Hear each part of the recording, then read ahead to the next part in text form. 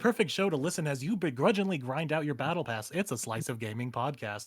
I'm your host, Moonlight150, and this is a Slice of Gaming for October 6, 2023, episode 21. And we'd like to thank you for giving a slice of your time to a Slice of Gaming podcast. Be sure to check us out on YouTube, Spotify, Apple Podcasts, Pocket Casts, Amazon Music, Google Podcasts, RIP, and Audible. And be sure to also And follow us on Twitter. Twitter.com, a Slice of Gaming. I'm getting to that bench. Well, we might as well get to the intro then, since he already cut in. So your resident warrior of light, it's Bench. Hello. Also, watch the new Slice of Anime. We talk about anime. The world could use more heroes, but it can settle for Wolf. No, don't remind me of Overwatch. Now I'm sad again. And your captain of the high seas of thieves, it's BeefHammer. Oh, I love it. Yes, hello everyone. So we got a light news week here, just going to be a lot of just tidbits of news going around. But so because of that, we do have a topic that we're going to get to on the second half of the episode. But I don't think we have any more housekeeping to do outside of what Ben said. Check out A Slice of Anime. We just put up another episode the other day. And we have some specials coming up soon. I was getting to that. We do have some meal preps and food comas on the horizon pretty soon. So be on the lookout for that as well. So be sure to subscribe to see those when they come out. And I guess we'll just hand it over to Wolf. The lack of faith Bench has in you, Moon, is astounding. Granted, I have forgotten intros like twice now, so that's true. We're on the same wavelength. We know what's up. Okay, all right. Well, as Moon said, this is a pretty light news week. We do have that big topic, and one of the things that is very much going to coincide with our topic is The Last of Us factions, and apparently has suffered layoffs, and the game is reportedly on ice. This comes from Wesley Yinpol over at IGN. Naughty Dog has reportedly suffered a round of layoffs with the troubled The Last of Us multiplayer spinoff said to be on ice. The Sony-owned studio, which is home to some 400 staff, is laying off at least 25 developers, Kotaku said. Most of the people affected are quality assurance contractors who are seeing their contracts cut short. According to Kotaku, full-time staff are not affected. Naughty Dog will reportedly not offer severance to laid-off staff, who Kotaku said are expected to work until the end of October. According to the site, Naughty Dog staff are, quote, being pressured to keep the news quiet, end quote. IGN has asked Sony for the comment. The Last of Us multiplayer spinoff is, according to Kotaku, quote, basically on ice. Although it is not completely canceled, this tallies with a May report from Bloomberg, which said the quality and long-term viability of the much-anticipated The Last of Us multiplayer game had come into question. And as a result, a small group remains on the project while the company reevaluates the direction. So, obviously, there's a lot of opinions that's been going on about this Last of Us Factions game, whether it's real, whether it's ever going to come out. I'm just going to immediately ask the question, guys, is this game going to get canceled or is it going to release?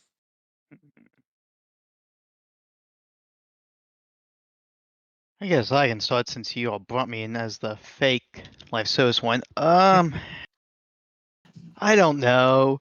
I want to say it's not because everything points to it's not, but that also seems like it's really bad news if it's not, because at least it seems like in terms of what everyone else thinks, like this is the one for something that should, for all intents and purposes, work. Like as the Last of Us name, people like factions, so I want to have some hope at least, because even though I never played factions, I'd at least be, interested in seeing what this is. Yeah, I'm with you. Oh, go ahead, Bench. Like, the only way this thing is, it will never release as a standalone product. It'll either get canceled or it'll release a part of The Last of Us 2 Director's Cut or The Last of Us 3. It'll be a side thing in that game. Yeah, I kind of like coincide with Bench and Beef in that regard, where like I can't really imagine this releases as a standalone anymore. Mm-hmm. I feel like the thing about this game is that it was supposed to be a mode for Last of Us Part 2, and then they were like, well, we had so many ideas that it kind of spiraled into its own thing, and then they were forced down this live service rabbit hole, and then like all this stuff, so much drama surrounding this game, where it could have just been a fun as hell side mode in Last of Us Part 2. But I think one of the biggest problems with Naughty Dog is just their ambitions get to them. They get so ambitious to the point where like the graphics need to be the top of the line, the gameplay needs to be this, and all this stuff. And it's like it gets to the point of how much is too much. And I feel like in this regard, the fact that like Last of Us Part 3 is probably a thing, and we're probably not going to see it for a few years, is kind of crazy to me because it's like Naughty Dog used to release games 2 years apart, and obviously that's like a whole thing in regards to like how the industry has changed in regards to like how long development cycles take now. But it is interesting to where like I feel like Last of Us Part 3 isn't a thought in a lot of people's minds, despite us being 3 years after Last of Us Part 2. And like in between Uncharted 4, Last of Us Part 2, when those games were coming out, that was like a 4-year cycle. So it is interesting that like we don't even have the inkling like, oh, Last of Us Part 2, that's like way later. It's like, or Last of Us Part 3, I mean, that's like way later on, and it's like that's kind of crazy to think about. And as Beef said, like he hasn't played Factions. I played Factions. Factions is fun as hell, and it was such a good side mode. And I was super excited by the idea of them making it its own game. And then they were like, oh, we want to make it a live service, and it's like that's where you lose me. And this is why you lose me, is because clearly the live service model is not working for what this game is trying to be. Moon, you've been quiet. Did you have any thoughts on this?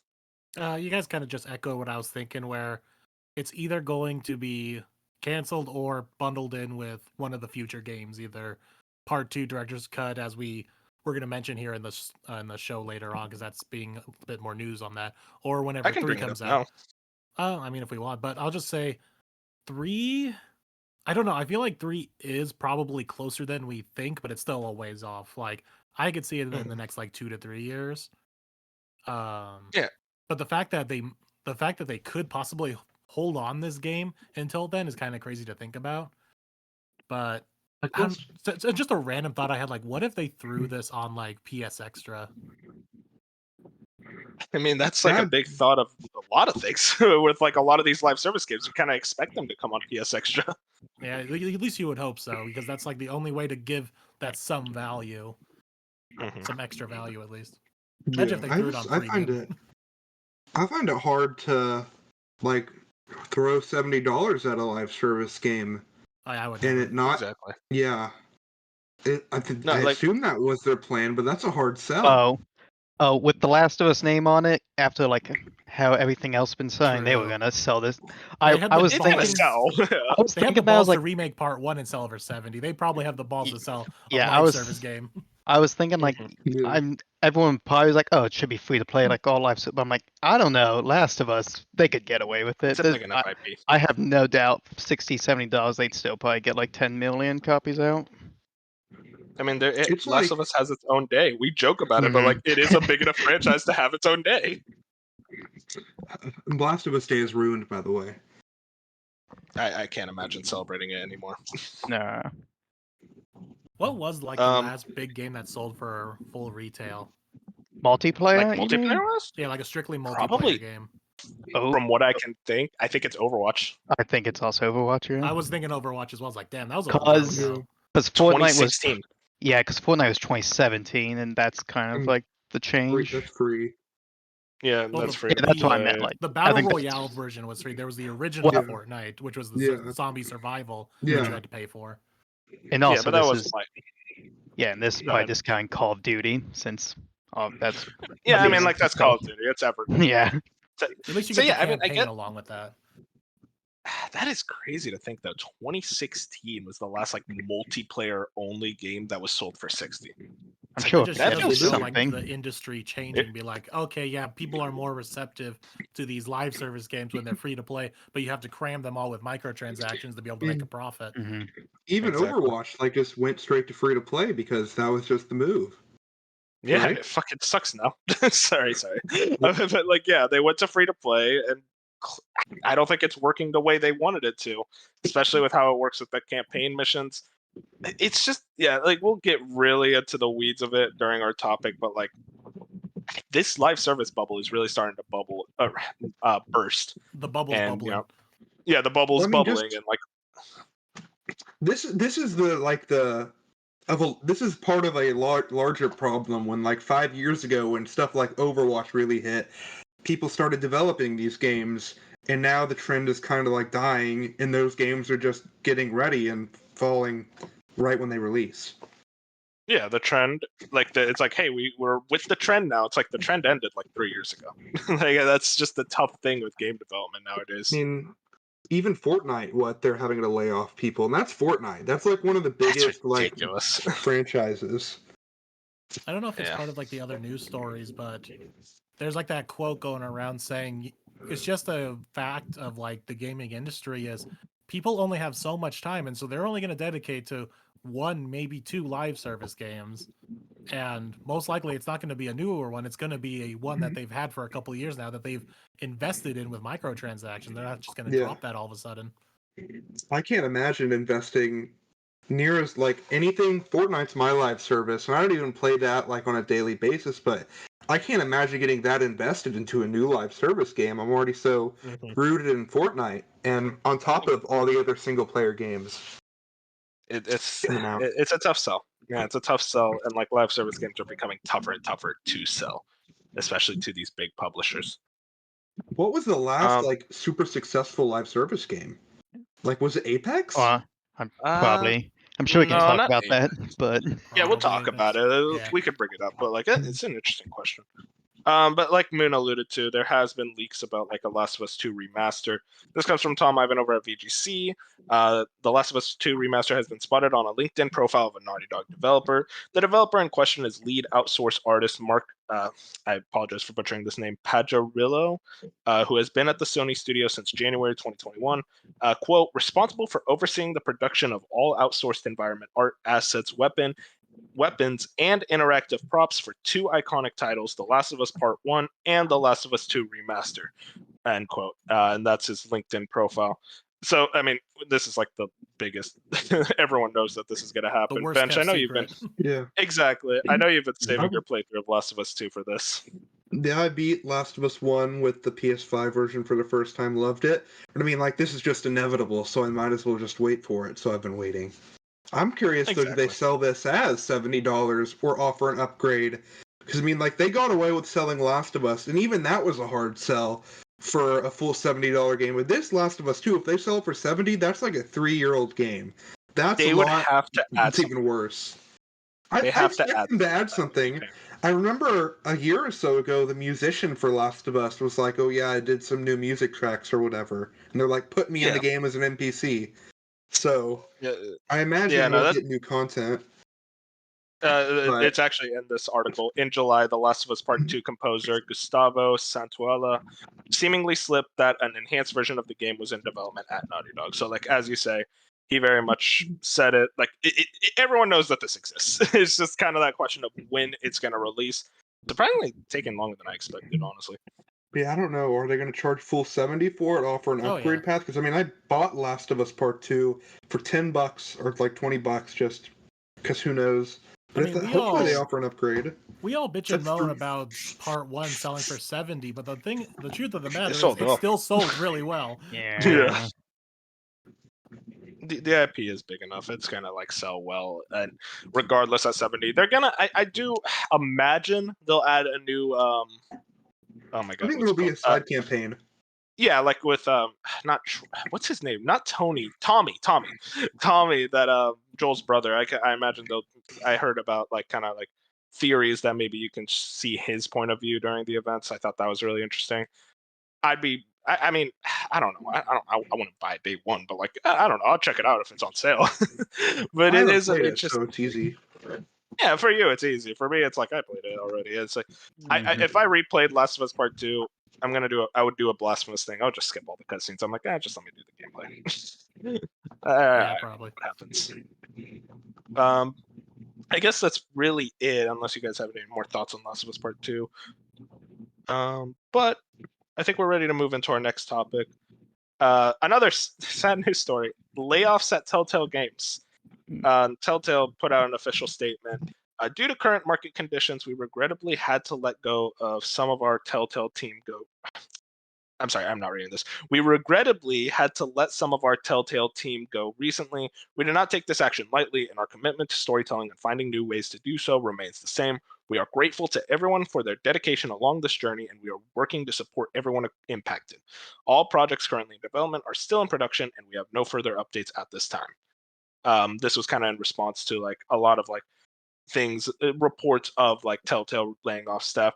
I'm not the biggest Telltale guy. Like, I watched a playthrough of the first Walking Dead, and that's about all my experience with their games. Is anyone here a big Telltale fan? I've played all of them. Oh, wow. Damn. Okay. Look at you, pro gamer. Did you have any thoughts on I guess, like, do you think this will affect the development of Wolf Among Us 2? Do you have more worries about how that That's- game's going to turn out? I mean, they've already said in the quotes like Wolf Among Us 2 is like unaffected, but I'm pretty sure it's affected in some way. I mean, it's It has already to had be. like Yeah. 2 big delays. Like it was supposed to come out, I think, in 22, then got delayed to 23, and now Yeah. it's delayed to 24. So clearly something is not going right, and now they're even shorter staff. So I could see another delay, or it's going to come out and just be like a buggy mess, and I don't like Well- either of those options. If I remember Also, correctly, didn't Telltale go under a couple years Yeah. ago? Yeah, and I then was about they to came back? bankrupted. they had the weirdest history. They like closed down, and then like another company came in and said, "We're coming in with the Telltale name," and they like finished Walking Dead season 3, which I heard had a pretty bad ending. Season and then 4. season 4. Okay, my bad. And I don't know how the ending was good. I just heard that it was bad from other people. Man, you played it, right? Yeah, I played all 4 seasons. Did you like the ending? It was bittersweet. I mean, they might be. Well, maybe you were right. Maybe they were talking more about season 3 because season 3 definitely was the worst of the 4, and 4 was actually a bit better, at least to me. So maybe they did finish season 3. A lot of people didn't like it, and then they did 4. I don't know. I'll just look at the timeline again. But yeah, Okay. that's what happened was they went under because Telltale had like this boom after the original Walking Dead, and then they just shoved out like a million games. Then they went under. The production company, I forget their name, it's Sky something, that makes Sky Skydance. Skydance. Yeah, they Skynet. make I was gonna say Skynet. same thing. But they're the Walking Dead company that makes all the like Walking Dead products. Bought basically all their assets and a bunch of their employees, and now have somewhat revitalized the company. And now but they only so far have said they're going to be I think they did that Expanse game, Mhm. and then now they're doing the fan favorite. Everyone wanted season 2 of Wolf Among Us, so finally getting that. And that seems to be the only thing left they're doing. They haven't announced anything else, so they're clearly keeping this revived Telltale like on a short leash. Yeah, But I'm still hopeful for it though. I'm just like, just take Yeah. your time. that's the Is this thing. In Telltale- layoffs. Go Does this ahead, Bench. Telltale just way of a game where you pay for seasons and stuff? I don't think it works anymore. People aren't going into a game looking for No, that. I don't. It doesn't work anymore. I think think they do that it all at trend once now. died with Telltale. Yeah, I think Yeah, I think was it. Oh, sorry, Beef. Go ahead. I was gonna just say, yeah, I think that this was an unfortunate attempt to try and say oh, they may it failed the first time, unfortunately, Telltale, but we'll do it and we'll do it better. It's like, no, all the problems are still there. So Well, I think Yeah. the Expanse game actually did release in episodes, but they were Mhm. they kept them all real close together. Like it was like one a week instead of what happened in the heyday of Telltale, which was like you get one episode like every 3 months or something like that. Yeah, one a week is actually a good system. That's like watching a weekly show like Game of Thrones or something, versus once every 3 months. It's like, well, shit, I forgot everything that happened. I might as well just wait for them all to release together. I actually I think remember, I remember Spider-Man had weird paced DLC, and even for a game that good, that annoyed people. So people just aren't Oh, into yeah. this. Yeah. Yeah, the industry Beef, you were learned gonna say something? quickly that if you're going to put out DLC, like multiple rounds of DLC, you got to put them either close together or spaced out enough to where, kind of like what Pokemon is doing right now, where they're kind of their own separate things. You can't have them be like part 1, part 2, and have them so far apart from each other. Yeah. Beef, you Yeah. gonna say something? Yeah, I was just gonna say, I actually think, Wolf, I think you're right. I believe when Telltale first shut down, that was actually one of the problems, is they mentioned that a lot of people would just wait until the season was fully done, and then there would also be a Yeah. sale, and it's like that didn't work. It's not sustainable because No. it's like you make this big release and then it's just, oh, no one's playing it. I'll have to look up which ones they have announced, but they never actually released. Because there was a time when they announced There were 3 so games many at games. once. There were so many games that they announced. Telltale was kind of got in over their heads, where their engine wasn't up to snuff. They had a lot of issues, just releasing the games on time, but they were taking on way too many projects. What Telltale needed to do was just sit down, focus on the IPs they had, and like work from there. But they were just like, oh, let's do this and then this, Game of Thrones, Guardians of the Galaxy, and it led to the writing suffering as well. It's like that's It was just like it's like they wanted to shake hands with like every IP they can get their hand on. Unfortunate. I hope everything works out for Telltale. But moving on. Two negative news stories. I put this as a big news story, but like this is just a goofy story. Sony Pictures has a new PS4 and PS5 app with free movies on PS Plus Premium and Deluxe. This comes from Chris Scullion over at VGC. Sony Pictures Core will also include early access to movies like Gran Turismo. You know, if you wanted a reason. The app titled Sony Pictures Core will let users buy or rent up to 2,000 new and classic Sony Pictures movies, with example titles including Spider-Man Across the Spider-Verse, Spider-Man No Way Home, Uncharted, The Equalizer, No Hard Feelings, Bullet Train, and Ghostbusters Afterlife.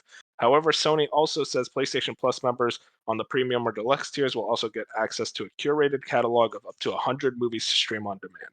Now, these movies will contain no ads, and the lineup will be updated periodically. Now, I will say this. You may be wondering, it's like, oh, this isn't really video games. No, it is video games, because I turn on my the PlayStation. Gran Turismo movie is there. They turn on my PlayStation, and these motherfuckers will not leave me alone. Every goddamn second, I see some ad for this PlayStation Core bullshit, and I'm like, I'm not interested. And then they just give me the notification. It's like, hey, did you know PlayStation Core is a thing? It's like, I don't care. It's like, it kind of shows me PlayStation they really want to integrate Sony Pictures and PlayStation, and wanting to really merge them together and make them more of like a, I don't know what you'd call it, like monster. I guess like they want to make them much more like similar. It's like, which is kind of funny to think about, because this is exactly what Xbox did at the beginning of the Xbox One life cycle. They wanted to be an all-encompassing entertainment thing, and they all got booed for that. And here's Sony doing the exact same thing. I mean, it's like one of those things we talk about a lot, like Xbox's DRM thing. And it's like now they do it, and everyone's like, yeah, whatever. It really was like with the Xbox One, they were just too early with all of those ideas. And like you look at what PlayStation's doing now, everyone's just like much more willing. I don't know how to say it. It's like more willing to deal with it, because it's like, oh, you got the games. Yeah, there's not really much else to talk about with that story. What ads are you talking about? I can't even find this PlayStation Core thing on my PlayStation right now. That is weird. I am always bombarded with it. Beef, did you have something to say? I was just gonna say I can't make fun of it. I'm the guy who always every time I open up the Game Pass app, I always look at the perks. And I know like this week I got for no reason the free I believe it's a Texas Chainsaw Massacre movie, so I can't make fun of them for including this, because I'm the guy's like, ooh, free perks, even though they're basically trials that are like basically ads, so you know. But yeah, I don't think this is. I don't think. But yeah, I don't know who cares about this. This is like mostly. I think most people are just joking about this. Yeah, it's just I wanted like something a bit more like goofy after those last two news. This is just so stupid. I'm sorry. Well, like I don't. I'm sorry. If you're gonna watch the Gran Turismo movie from Gamer to Racer for the podcast, right? Go fuck yourself. I'm not doing that shit. I was gonna as a joke, but then I like saw the movie and more trailers. I'm like, wow, no, I'm not doing this crap. I can't find the app. I can't find this PlayStation Core app to download. I don't know. PlayStation Core. What a system. What a name. PlayStation Core. Like, what? How does that like indicate movies and TVs? Core? Sony pony up over here, but I don't know this company. I don't trust them. But yeah, that's everything in regards to PlayStation Core. Moving on. Is it not out? Maybe that's why. I saw an ad for it. Maybe it's just not out fully. I could check real quick on the article. I'll check while you go move on to the next story. Okay, cool. Moving on. This comes from Stealth 40K. We got like an interview with Shintaro Furukawa, kind of the CEO of Nintendo, and he didn't really reveal much, but this was an interesting detail. In a new interview with Nikkei, Nintendo President Shintaro Furukawa reconfirmed their commitment to the Switch with software for the next fiscal year ending March 2025. He also said they are constantly researching and developing hardware. Very much, yeah, we saw that coming. I think it's very much more of a thing to say to investors to say like, yeah, the Switch will still support it. I think at this point, Switch 2 is next year, right? We all agree. Holiday Yes. next year. Most likely. Mm-hmm. It'd be insane if it wasn't. It comes to the point where like I wonder how they will treat the Switch with the Switch 2. How much longer will they support the Switch? Because I remember we went into this discussion before. Moon, I think you were of the opinion like they're going to support the Switch, original Switch, for like years to come, even after the Switch 2. Oh yeah, because there's no reason not to, because Switch has such a giant install base, and the majority of them is the casual audience who only plays Mario, Animal Crossing, etc. And they're gonna want to support those people who are still buying those games, because I'm sure Animal Crossing is still selling wildly, playing Mario Kart wildly.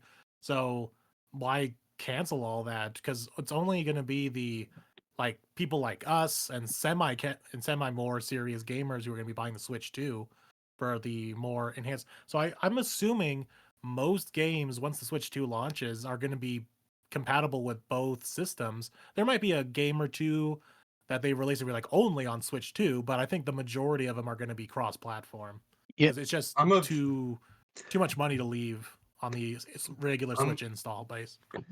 I'm on the other opinion. I think it'll be pretty clear cut pretty quick after the new console comes out. I think Nintendo is likes that separation between their consoles because a lot of their series are one console games. You got your Pikmin 4, you're gonna get your Pikmin 5 on the next one, Mario Kart, Smash. They're not gonna be on both. It's Okay, gonna be but pretty what clear about cut, the I think. million of ports that we've gotten on the Switch now? They're I trying to think it'll bring still be backwards all compatible. franchises like up to speed on the Switch. I think it's backwards compatible with the Switch, but I think it's still pretty clear cut. I think after that fiscal year 2025, I don't know if we're gonna get many Switch games like Switch 2 games on the Switch. I will say, which it's kind of weird actually. I'm almost between because Nintendo doesn't really like hold on to long. I mean, we saw them try with the 3DS, and it seems like most of those games don't sell well. But with the Wii and the Wii U, Yeah. they seem to like drop them like a bad habit after the next thing. But on the other hand, Moon's like, if you look at the other consoles, they're like what Moon says, because it's like when you have that many players, and we saw them like there's still, I'm pretty sure, PS4 and Xbox One games coming out because those people will still buy them. So I have no idea. So my theory, I think Nintendo really learned a lesson a lesson with the 3DS, where, as you said, like they tried to support it like for a couple years after the Switch because they were not like they did not think the Switch was a guaranteed success. They wanted that backup plan with the 3DS. And what happened was that they released Mario and Luigi Bowser's Inside Story plus Bowser's Jr.'s Minions in like 2019, like 2 years after the Switch. I was there. And I was there. Yeah. Day I one, you were too. mind you were the only one. You were the only one because it is their lowest selling game ever. If I was remember there. correctly, Day one. when- One of the best Nintendo games ever. One of my childhood games. Day one, I was there for that remake, and I You were played the- the shit out of it. hey, I respect it, Bench. You were the only one there. No one else was. Wait, which I'm game are we just talking saying. The Mario and Bowser's Luigi Inside Bowser's Story Inside remake. Story. Oh, Plus yeah, Bowser that. Jr.'s Ooh, woof. Yeah, that Good thing game. did.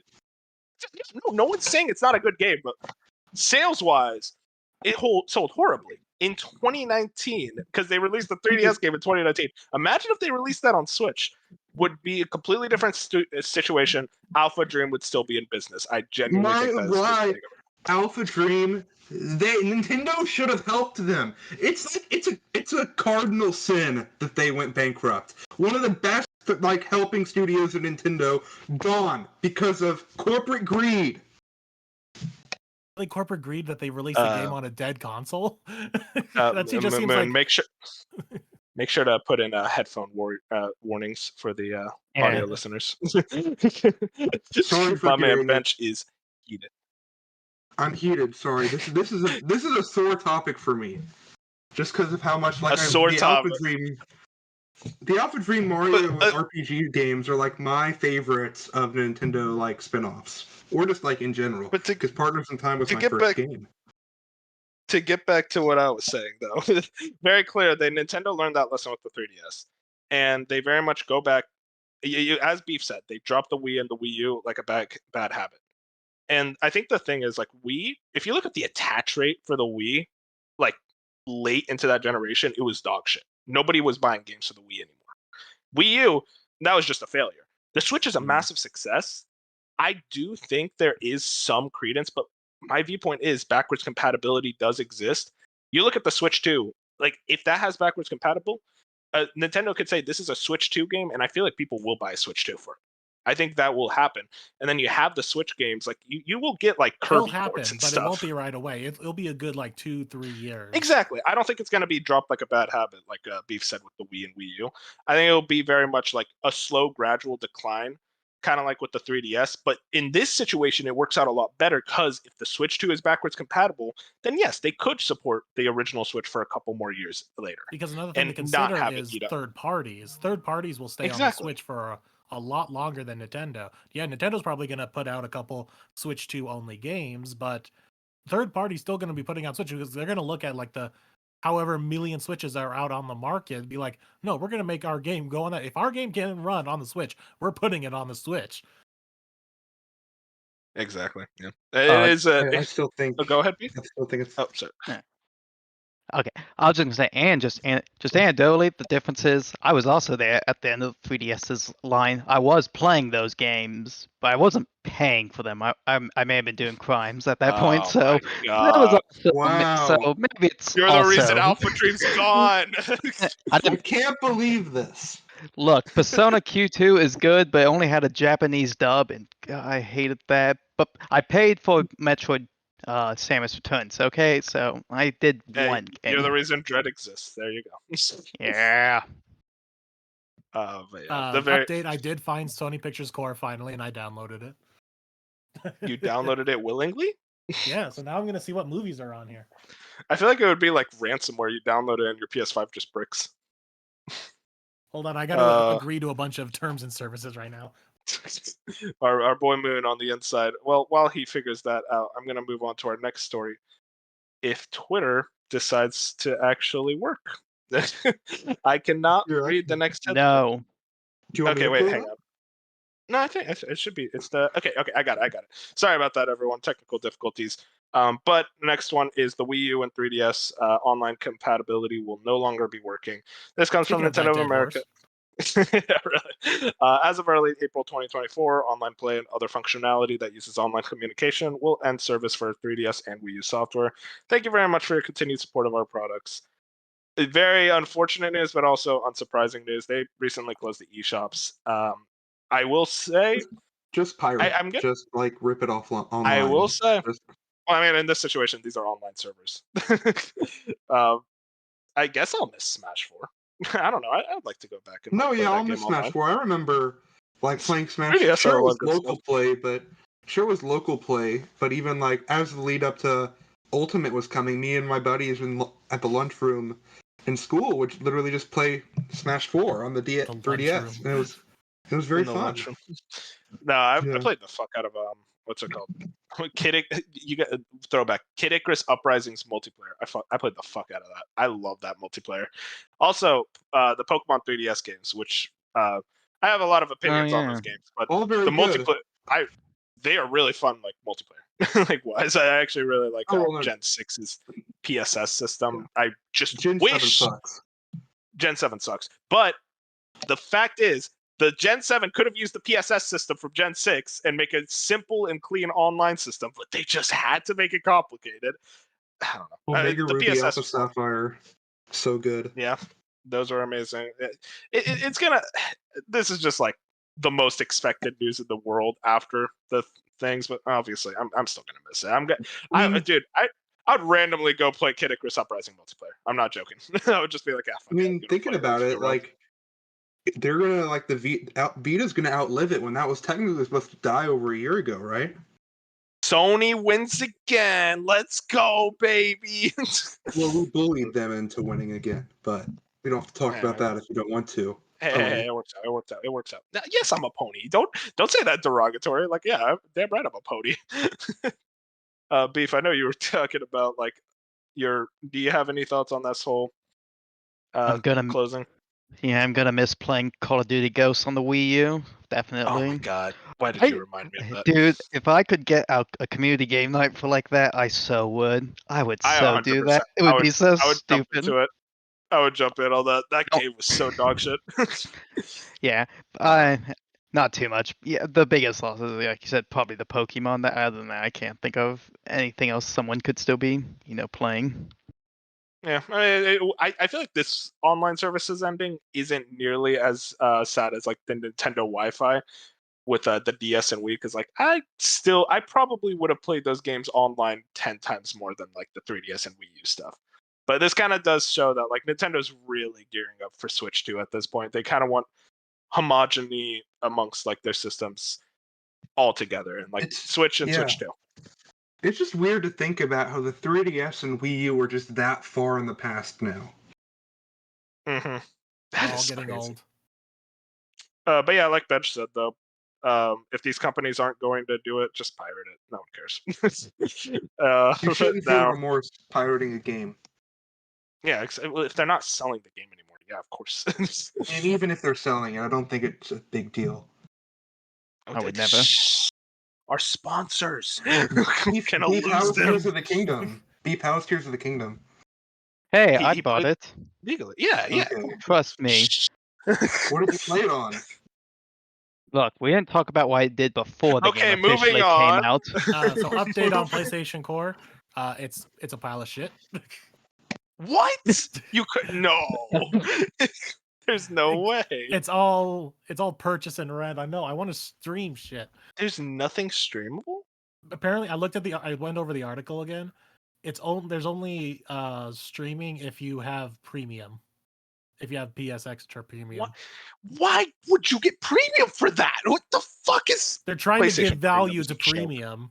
That fucking and the thing is garbage. Here's the other thing. It's not all movies on the service either. It says a curated catalog of up to 100 movies will be available for streaming. They don't list what movies. Well, actually, they give a couple. Yeah, up to. So not exactly 100. Oh, man, I hate this. Yeah. So this is bad. I deleted it. Okay, smart. Don't want that ransomware on your PlayStation. I still need to find someone who has premium. I don't think I know anyone who does. I can understand extra, but I don't know anyone who has premium. Yeah, I have extra. I have Extra's basic. good. I'm on the base tier. Same on base. I have extra because I love that big catalog of games to download that just adds to my backlog that I'll never get to. God bless. Moving on. This is kind of an interesting story. This is in relation to Bioware. More layoffs. Ethan Gotch over on Twitter said 7 of the 50 Bioware employees who were laid off in August are suing the Dragon Age maker for better severance. We are struggling to understand why Bioware is shortchanging us in this challenging time. And then there's this extra story coming from Eurogamer, but the original report is from Polygon. And I'm hearing a lot of different opinions on this. I don't know how exactly to feel about it. I wanted to bring this to the panel. All Dragon Age QA staff who formed the union laid off. 13 contractors leave Bioware project. Tom Phillips over at Eurogamer. The team of bug fixing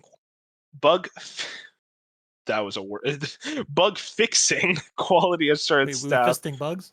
No, stop. Don't let it end. Let it bug fixing quality assurance staff who unionized while working on Dragon Age Dreadwolf have all been laid off.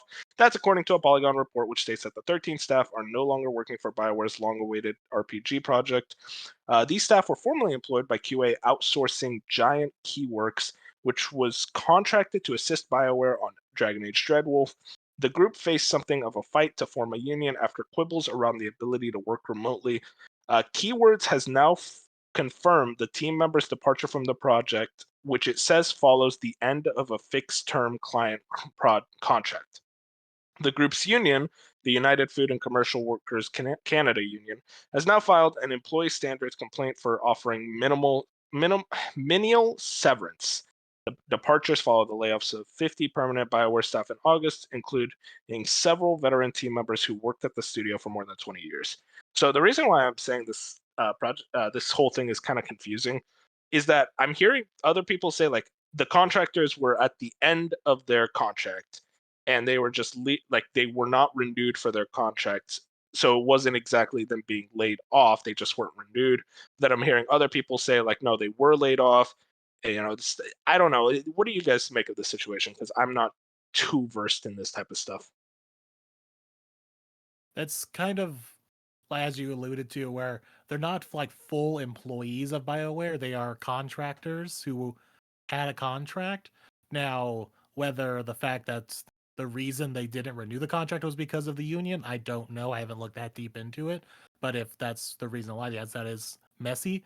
But it's not the gotcha head title that's making the circus of like, oh, these people unionized, so now they laid them off. It's like, no, it's not that. It's a little bit more complicated. So until we get more information on what was the reason for not renewing the contracts, like, do they just no longer think they needed them? Was it because they no longer wanted to pay for union fees and all that because they did unionize? There's a lot more information going on, but I think the important part of this is don't obviously just pay attention just to headlines, because this headline is very misleading on the whole thing. It's riding the train of a lot of popular news stories that is going around in not only gaming but in movies and a lot of other entertainment aspects about unions, that all these big businesses are very anti-union. And so of course you grab a news story of like, oh, these workers unionize and the big company laid them off. It's like, no, it's like I said, it's a bit more than that. Yeah, it's kind of one of those things where it's like I that's why I was so confused by it, because like that you look at that headline, it's like, oh no, but then you read it, it's like, wait, actually this is more complicated than the headline makes it out to be. So I'm not a big fan of a lot of like sensational like media like that in that regard of going for that headline click. You understand why they do it, but it's also like, come on, you gotta like add a bit more context to this. And I think it's also just important, like reading the actual article adds a lot more to like understanding, and like don't just immediately like form the opinion on the topic just through reading the headline, or just listen to this podcast, because then we're the ones who actually read the article. There you go. And then we're still confused But yeah, after reading the article. and we're still confused. We're a very professional podcast here at Slice of Gaming Inc. Moving on. So slight update to my PlayStation journey. I did delete Core, and then I pre-ordered Honkai Star Rail. Oh, okay, good. I'm glad you stopped the podcast to tell us. Also, hang on. No, okay, I'll talk to you about it after the podcast. Moving on, we got some Cyberpunk stories. I'll start with the sales figures. CDPR confirms Cyberpunk 2077 has now sold 25 million copies since launch and sold faster than The Witcher 3. Phantom Liberty expansion has now sold 3 million copies. And then they have like a big... this comes from Hazard Gaming over at Twitter, by the way. Breakdown of like the amount of copies: PC 68%, PS5 20%, Xbox Series 13%, and then GOG at 10%. So big sales figures for Cyberpunk, especially after like kind of a big turnaround, especially in the last month with Phantom Liberty, the 2.0 update. Seems exciting. I need to play this game. Here, it looks pretty good. I need to play this game. You're very big on it. That's the famous bench quote. And I need to try it again because I stopped after a while last time. Yeah, I stopped like right before the final mission because I couldn't take it anymore. I will say the one thing I thought of when I read this headline, obviously from Jeff Grubb's like Game S Wall in that Discord, and he talks to Phil. I wonder if like next time he asks Phil like, why do games come out broken? I could just imagine Phil being like, because Cyberpunk still sold 25 million copies. Damn, that's what I think of when I think of this. Is like, I think they were still probably expecting more. I think actually, which was like probably one of the early reports, is like they wanted it to solve, and obviously they did the work to get in, but still is like sometimes I'm like, is this act good? Fix it later. Yeah, I mean, the people who love Cyberpunk, I'm sure they were happy, but there's a lot of people. Yeah. Sorry, go ahead.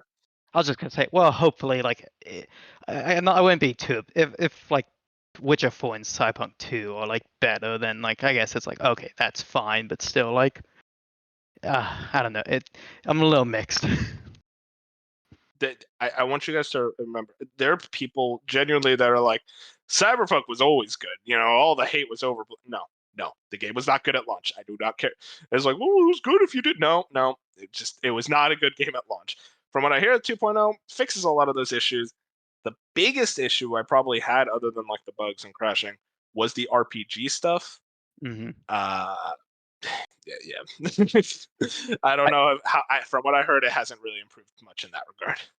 I think the people like it, like some of the people we know, they like the characters a lot, and it seems like Of they haven't course. changed, so they were always there. So it's like if the characters could get you through, that seems like what for a lot of people it drove them through. That's totally understandable if you like Cyberpunk. I'm not saying like you're a bad person if you like it, but like I just think it's a little hyperbolic to say it was always good even at launch. It's like no, you look at that launch and tell me like that was a good thing. That was one of the most ridiculous months in the industry, especially when we got that headline of PlayStation removing it from the store. It was like, damn, like Yeah. that was It was one of a the few mega ton gaming news story. headlines to make it into like mainstream media in like Yeah. a very long time. hmm right up there with like Activision Blizzard being bought by Xbox and stuff like of that ilk. But yeah, anyways, we also got news of a live action Cyberpunk series. Warrior 64 had this. CD Projekt Red partners with Anonymous Content. Anonymous Content is the name of the studio, by the way.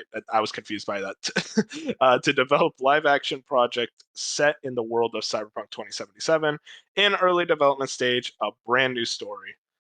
I mean, with the success of Edge Runners, yeah, you're gonna just And follow that train. Witcher. I mean, success of Witcher on Netflix as well. This just makes perfect sense for them to do. Exactly, and like with the, this could really help bring the world into like really bringing up the Cyberpunk brand, the IP, up to a level of like maybe a Fallout, of that size. Well- Arguably, you could say it is of that size already. Well, CD Projekt Red has like fucked up. They've done a pretty good job in bringing their stuff into more bigger media. So I'd give Exactly. them that props. One of like the Yeah, Edge most Runners was great. successful companies we've had in that area. Of course, Edge Runners was a good success. Witcher was good apparently for like the first couple seasons, and then I I heard mean, it it's fell still off. successful. Yeah, it's still successful. It's just interesting. But yeah, good on you, CD Projekt Red, I guess. Moving on. One of our last topics here. Actually, our last topic. Okami Games says this on Twitter. Lies of P is confirmed to be getting DLC. Developer NeoWiz confirmed it on the Korean job board. And in here it says like DLC planned for production. I think we actually saw a rumor or story of this as well. It was pretty clear that this game was going to get DLC. I'm both looking forward to it and also terrified. That dread that's like lingering in the back of your mind, like it's coming back. Yeah, we'll talk about it more later on what we've been playing. But Beef, I know you're being very much like you were worried. We were talking about it before. You're like, oh no. Yeah, I'm like, obviously it's like right now I'm like kind of like I just don't want to think about that game, so I'm like, not that it's bad. We'll talk about it. It's good, Oh, of but course. like it beats the hell out of you. So I'm like, maybe I'm sure though, like when it comes out, I'll depending on the price and like stuff, I'll still be like, oh, okay, I'll go back to. I mean, I've played all of them, FromSoft's DLCs, and what scares me is Those FromSoft are harder.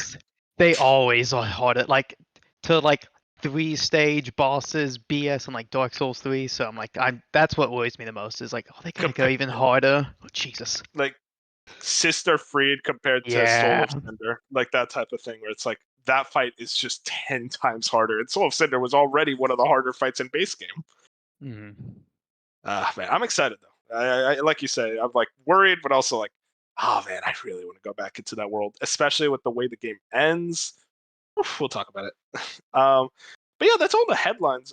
As we said, very short news week, not much to say, but we have a topic. We alluded to this earlier.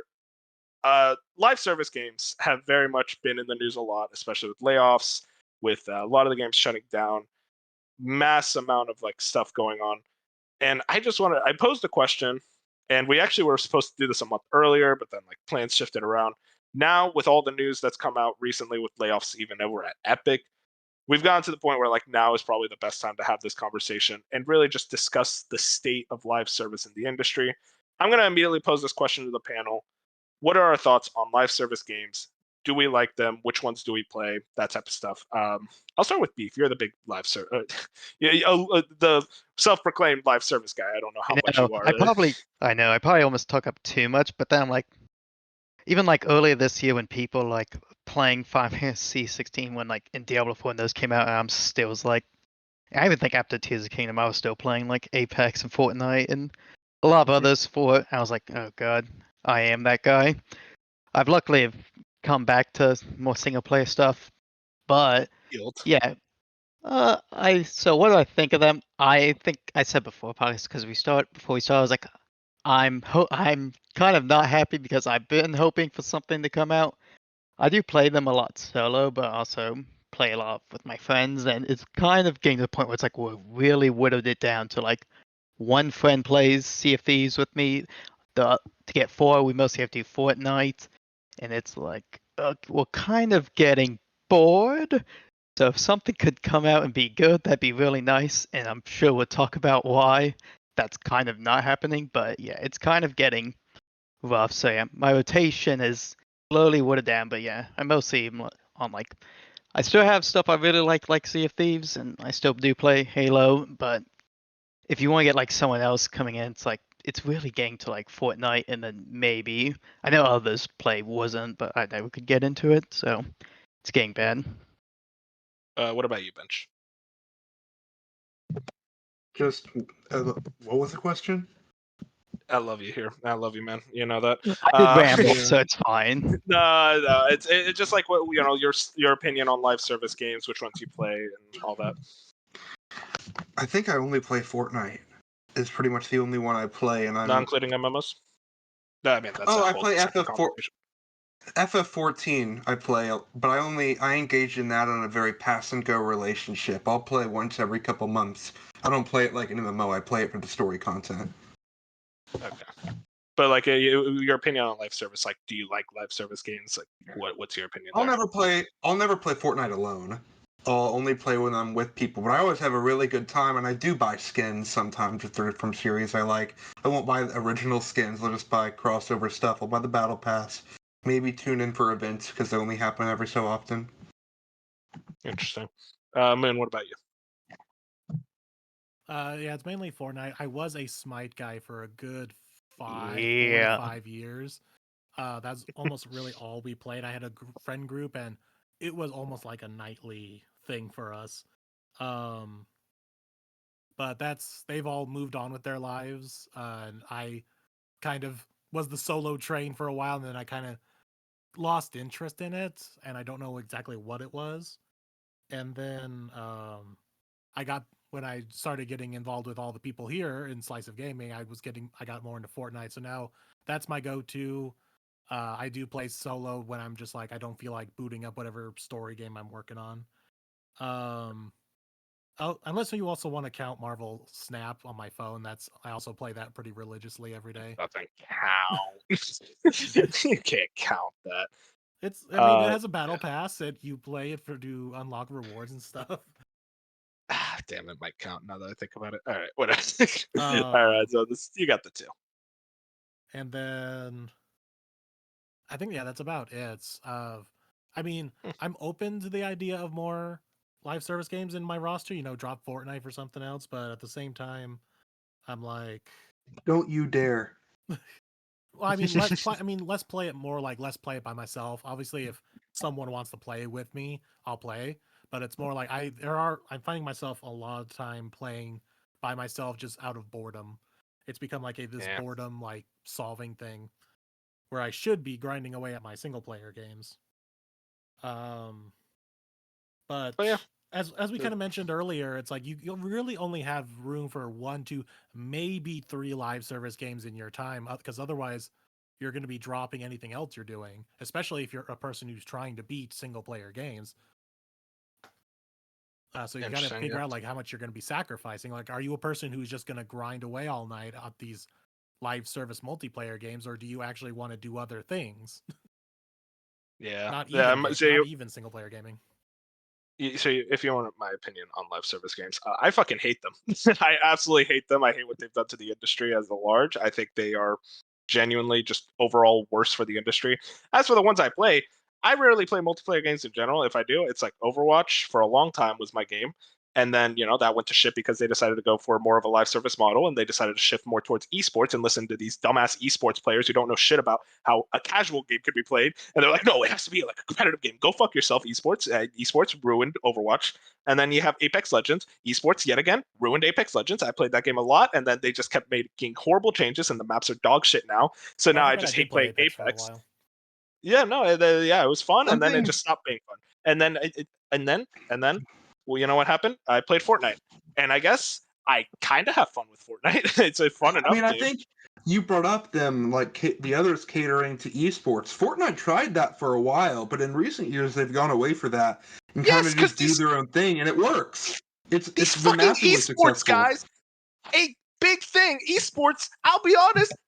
Ruined multiplayer gaming. I am so sick of all these multiplayer games selling themselves as this is the next big esports. I don't give a shit. I don't give a fuck about esports. I am a normal motherfucker who comes home from a long day at work and I just want to play my goddamn video game instead of dealing with these sweaty ass tryhards who think they're going to be the next ones in FaZe Clan. I'm sick of it. But yeah, that's my opinion on live service games. I think I know why I'm here now. Yeah. I'm sorry. That was like a sore spot. No, you're fine. I loved Overwatch and Apex, guys. You don't understand how much I love those games, and they just went to shit. But yeah, moving on. I guess I'll immediately, like, the big thing is live service games have these. Their big deal is, content. Content every month, 2 months, 3 months. Content. Are these content expectations getting too much? Is it unrealistic how every one of these live service games, Sea of Thieves or Overwatch, Apex, it's like there's not enough content because these people who stream the game do all the content in one day and then they immediately complain about how there's no content even though they did it all in one day. So of course you're going to be having sorry but just in general, like, it's getting like are these content deadlines getting too much for these developers? I mean, like, you think of Fortnite. For several years, they had a weekly update where they added something semi-substantial to the game every week for like a couple years. And now it's like every once a month or once a month and a half they have something, and then they have their season. So I mean, yeah, it's hard to keep up with the demand of people. Yeah, as someone with 200 plus hours, I think, in Halo Infinite, I definitely learned I can play. I guess I even mentioned this. Why do I even like multiplayer games? Unlike Wolf, I can just enjoy a game just for gameplay. I don't know, so like, I think multiplayer, like, that's what you have to. If it's not fun, you're not gonna play it. But yeah, I think you say enjoy it for gameplay, but we had this argument like a couple weeks. They had this argument. No, we're not bringing this up.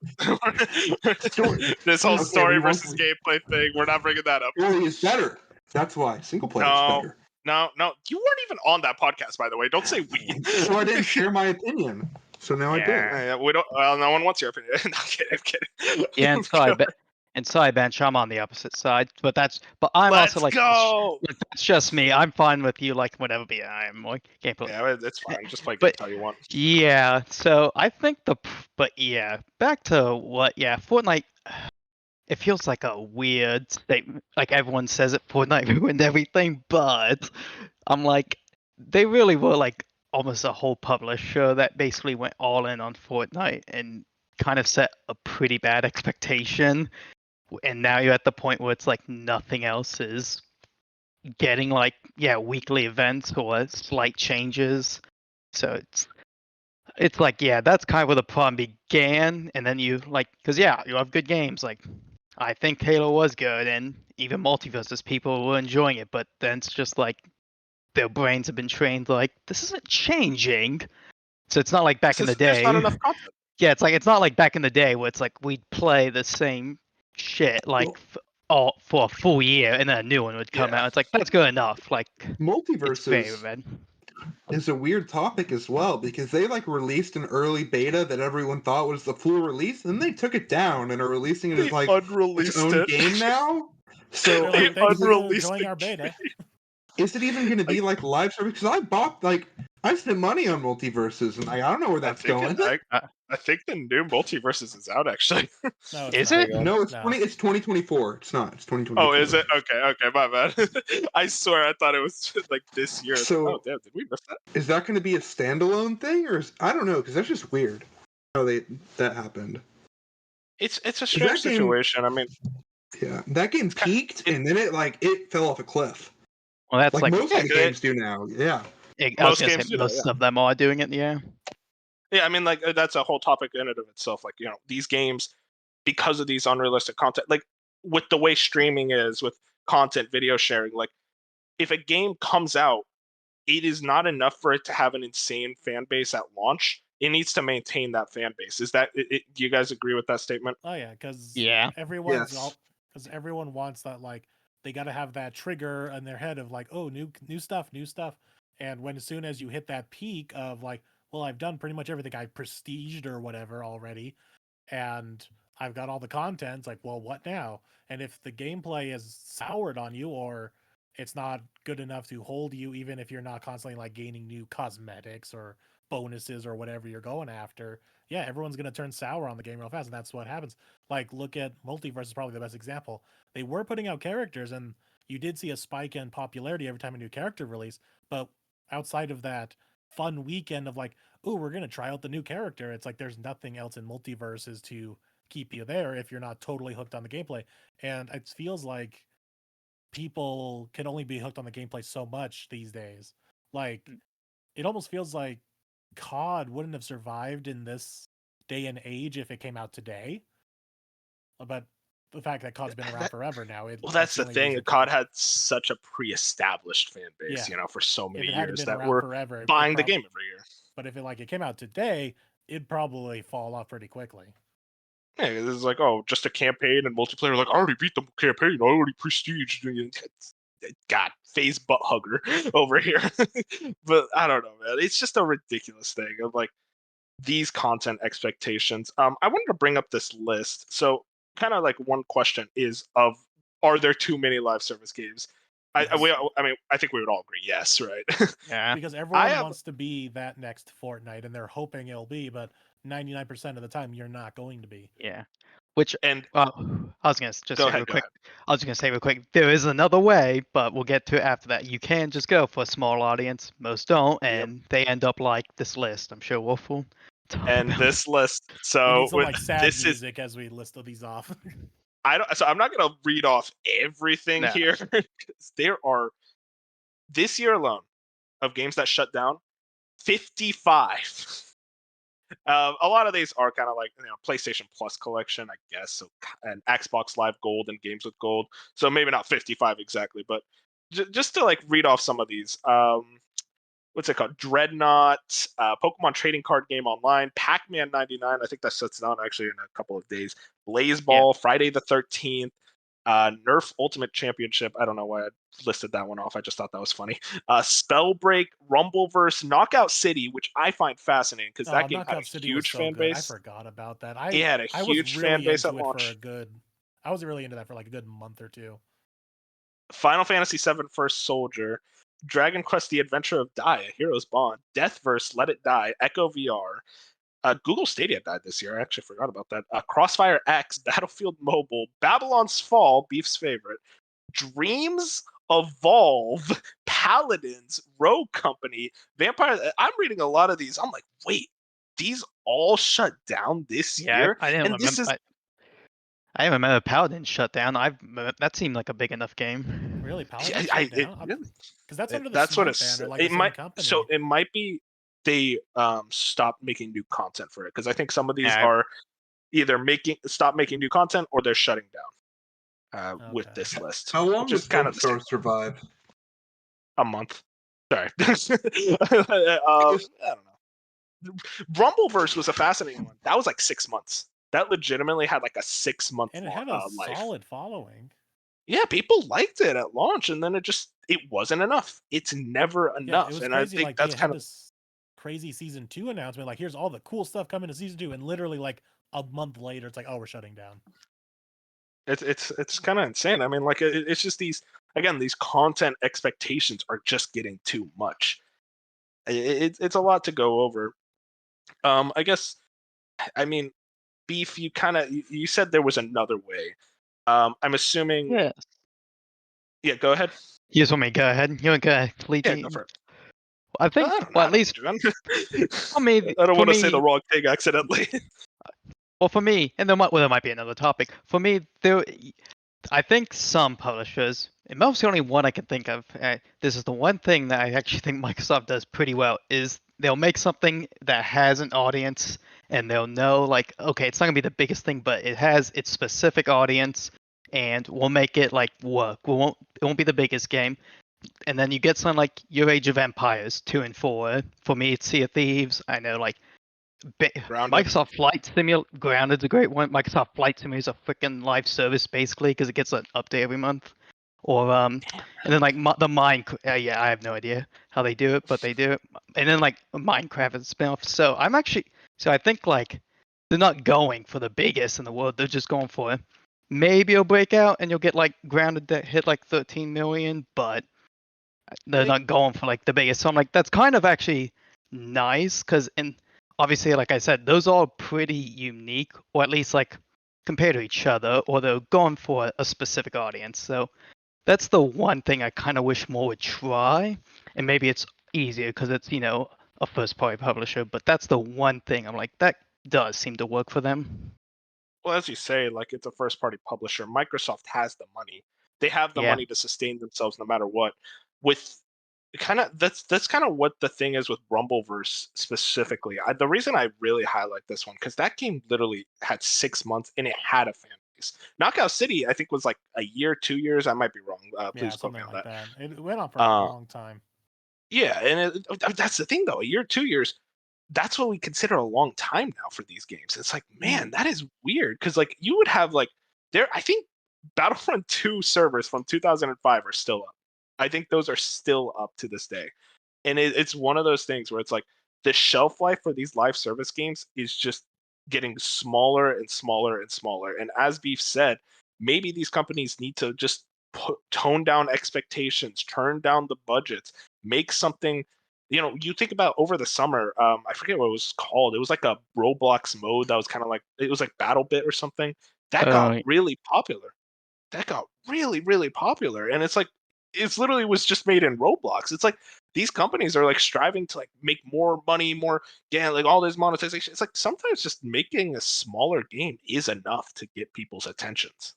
Yeah, so I'm sure we'll circle back and maybe bring up Sony again, which is unlike how I was kind of having some hope that one of these would work out and they weren't all gonna go for the biggest, but now I have no idea, and that kind of concerns me. And I wanted to bring they this even up. said themselves that like they're doing 12 live service games, Factions being 10. one of them, 10, and they I said think they it were was not 10. expecting everything to stick, but we're hoping at least one of them does. Yeah, and that's the problem. That is Go a ahead, problem. Like Beef. you're gonna make all this stuff, and those 9 studios that make the 9 games that flop are all gonna hurt. Yeah, I was just gonna say, it's like that's kind of my concern is that what they showed off first wasn't something unique. I think we all kind of aren't excited for Fair Games or No one is.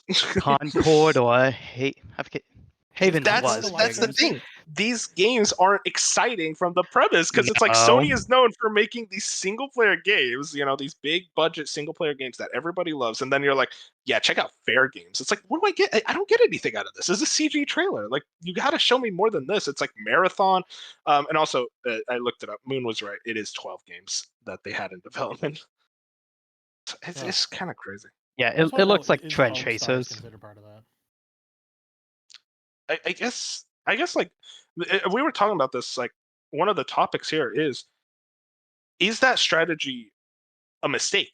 Is Sony shifting to this live service strategy a mistake? And I think it's a resounding yeah. It is worrying, the idea of like 12 of these games coming out and only 2 of them stick. It's like, is that really a success at that point? Because then you're just like, it is throwing development.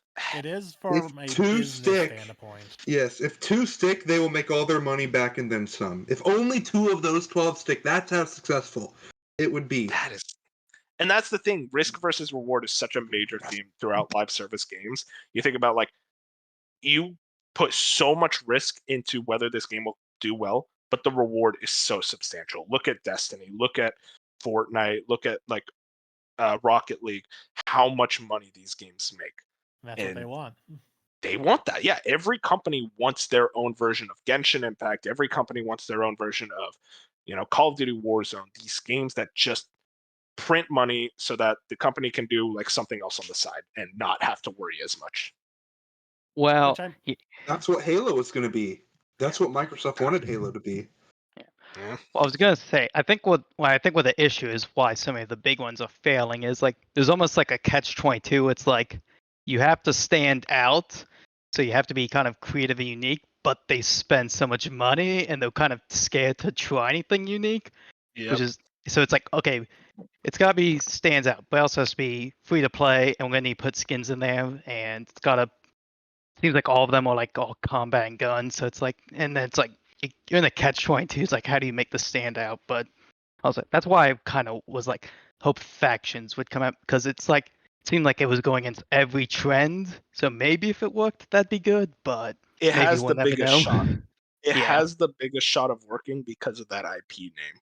But if it doesn't work, then Sony is like shaking in their Oh, boots because I'm sure they would have been pissed if that didn't work. Of Because course. I think that was like also knowing Naughty Dog, like they were not going to churn out content. It was going to be high quality, but it was going to be a long wait. So, and was like, maybe that'll work, but I don't know. It's unfortunate. And another question I kind of wanted to bring up, as we talked a lot about it on the show just by itself, but also the last few podcasts, there's been a lot of layoffs in the industry. I mean, is that a result of these live service games? Do you think it's like another reason, like just a confounding issue of the games industry as a whole? Like it's starting to bubble up, and like this live service, like I guess race to get a new live service game out is causing these layoffs to happen. Yes and no. It's live service, yes, is a problem with it, but it's also just the games in general. Like as we've been reading from articles everywhere, game development is so long now and so expensive. And of course, company first, they're going to figure out where can they cut corners and still try to make like the best game possible so they get their max profit.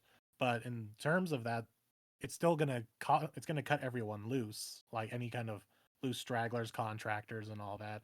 So it's going to burst. Not only live service, but just big AAA in general is going to hurt. And there's nothing you can really do about it. It's going to have to burst like every other big industry that burst to learn their lesson. Like, oh, we actually need to slow down and do other stuff. Yeah. I mean, that's just a topic in itself, like with how the layoffs have been going. Beef, you actually posed this question here. Basically, what do we expect to change in regards to live service games? Like, what do we think can break out as the next trend? Really show other companies like this is how you actually do it. Yeah, kind of like just what Moo was saying. It's weird because it's like, how do you say the bubble is burst? But it kind of feels like it has. Like if Sony's having issues, if Sega's most expensive game ever just got canceled, and it's like the most expensive game ever was Hyenas. I cannot Yeah. believe that.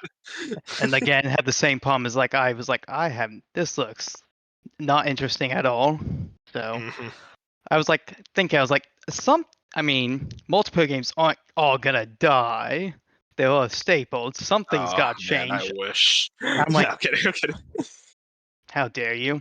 So I'm like, someone's got to come up with something. Like, I don't expect us to come up with the idea because we'd be millionaires if we had the next big idea for a multiplayer game. But I was like, is there anywhere you're thinking like, okay, that's gonna like come? What studio or like publishers that might have an idea of something that's like gonna come out and like change the whole landscape? Because it feels like something's gotta give where the publishers can't just keep being like throwing at the one thing what sticks. Because the only one I was without Sony, that's the concerning one. Sony was like, they've got to have something, but I'm not sure what to think. If even Sony can't think of anything, it's like that is concerning. Like it should be that like one of the biggest one of the console manufacturers wouldn't have a problem with it. It was like even they're having a problem trying to make their live service games work and stick out. So like really, it just comes down to I think my viewpoint is, I think you just lower the budgets of these games. You lower the budgets, the asks, like what you were saying with like how Microsoft does it. I think a lot of these companies should do that, where it's like, be content with a much smaller, more engaged player base. First and foremost, make a good fucking game. Simple as that. Don't focus so hard on how we can monetize it, because a lot of I think Jeff Grubb was talking about this. He was talking about how apparently the deal with factions is that the actual game is great. The actual game is good. It's working. It's the monetization that Bungie had an issue with and led to a lot of the issues in regards to like how they can like keep a sustainable model going forward, akin to like Halo Infinite. And it's like, that is so frustrating how like we're not even focused on making the good game first. Like they made the good game and then it's like, well, no, actually your game, it can't work because, well, you don't have a content plan. You don't have sustainable. It's like, just release it. I just want to play factions. Like, that's it. And it's so frustrating that it's all about like, oh man, Well, you know, the we got to problem make a though model. is like, yeah, you're gonna have this great pickup at the beginning where everyone's like, oh, this is great. It has new gameplay. It has content, and then everyone's gonna be like, okay, we've played this for a month now. What's gonna happen next? And they're gonna be like, I don't know, but we're gonna make it, and then Exactly. probably the content's gonna be like 6 months later, and they're gonna be like, well, I've already dropped this game because I got bored of it and moved on to something else, or I went back to Fortnite or whatever machine that is currently doing the system right. Funny because like Overwatch had a good system where it's like, I feel like we got like a new character and a map every 3 months or so, every 4 months for a character maybe, and then 3 months for a new map. And we were content with that. I feel like Overwatch fans for the most part were pretty happy with that around like 2016, 2017. Everything was going swimmingly for the most part. And then they shifted to esports. We already talked about how much I love esports, but you know, that whole happened. And then like Overwatch 2, and it's like that's what led to the slow demise of that game. And I just think it's like you have such a good thing going, you know, why I guess like I feel like live service, the reason I don't like is that I feel like it keeps us away from these 10 out of 10 multiplayer experiences because it's so focused on content above all else. And it's like, just make a good game. That's all. Yeah, I was gonna say even the ones that like the multiplayer games that people like are excited for, they're like X Defiant or the Finals or I guess Marathon. And I'm like, yeah, but these are all kind of like they're all described by like it's like Escape from Tarkov, it's an extraction, or I think X Defiant's just basically COD again, which isn't interesting. Which is why the only studio I have some faith in that will make a good one is my boys from Sea of Thieves. I pray to God Everwild's at least interesting. Is that a live service? I was about to say, is Oh, Everwild it confirmed is. to be a I live service have. game? What it was, I mean, it may have Game's been. never coming out. That game's Now, never coming two out. problems. One, I don't know if it's going to come out. Two, I have zero faith this thing will take off. If it hits Sea of Thieves levels, I would be shocked because I think the last report was like it's like Viva Pinata, and I'm just like, Hell good luck with yeah, baby. this. Will be. I'll be like, I'll probably enjoy this, but I pray to God That's not gonna get Microsoft's. the wider fans. I Yeah. hope. Yeah, so it's like maybe my boys over at Rare, because I was talking, yeah, because apparently like they have a second studio now helping on Sea of Thieves, so I'm like, they got to be Yeah. working on something, maybe a sequel to Sea of Thieves, but you know, can we just try for Wild? I'm sure it won't blow up because God knows, but you know, I hope if it's it good, comes I'd be out. happy. Well, even then, I like hope it comes out. it's I mean, if they know how to make a niche live service game that caters to a very specific group and make it successful, it's them because that's Sea of Thieves in general. It's not this Yeah, huge, massively popular game, but it has its very dedicated following that still makes money.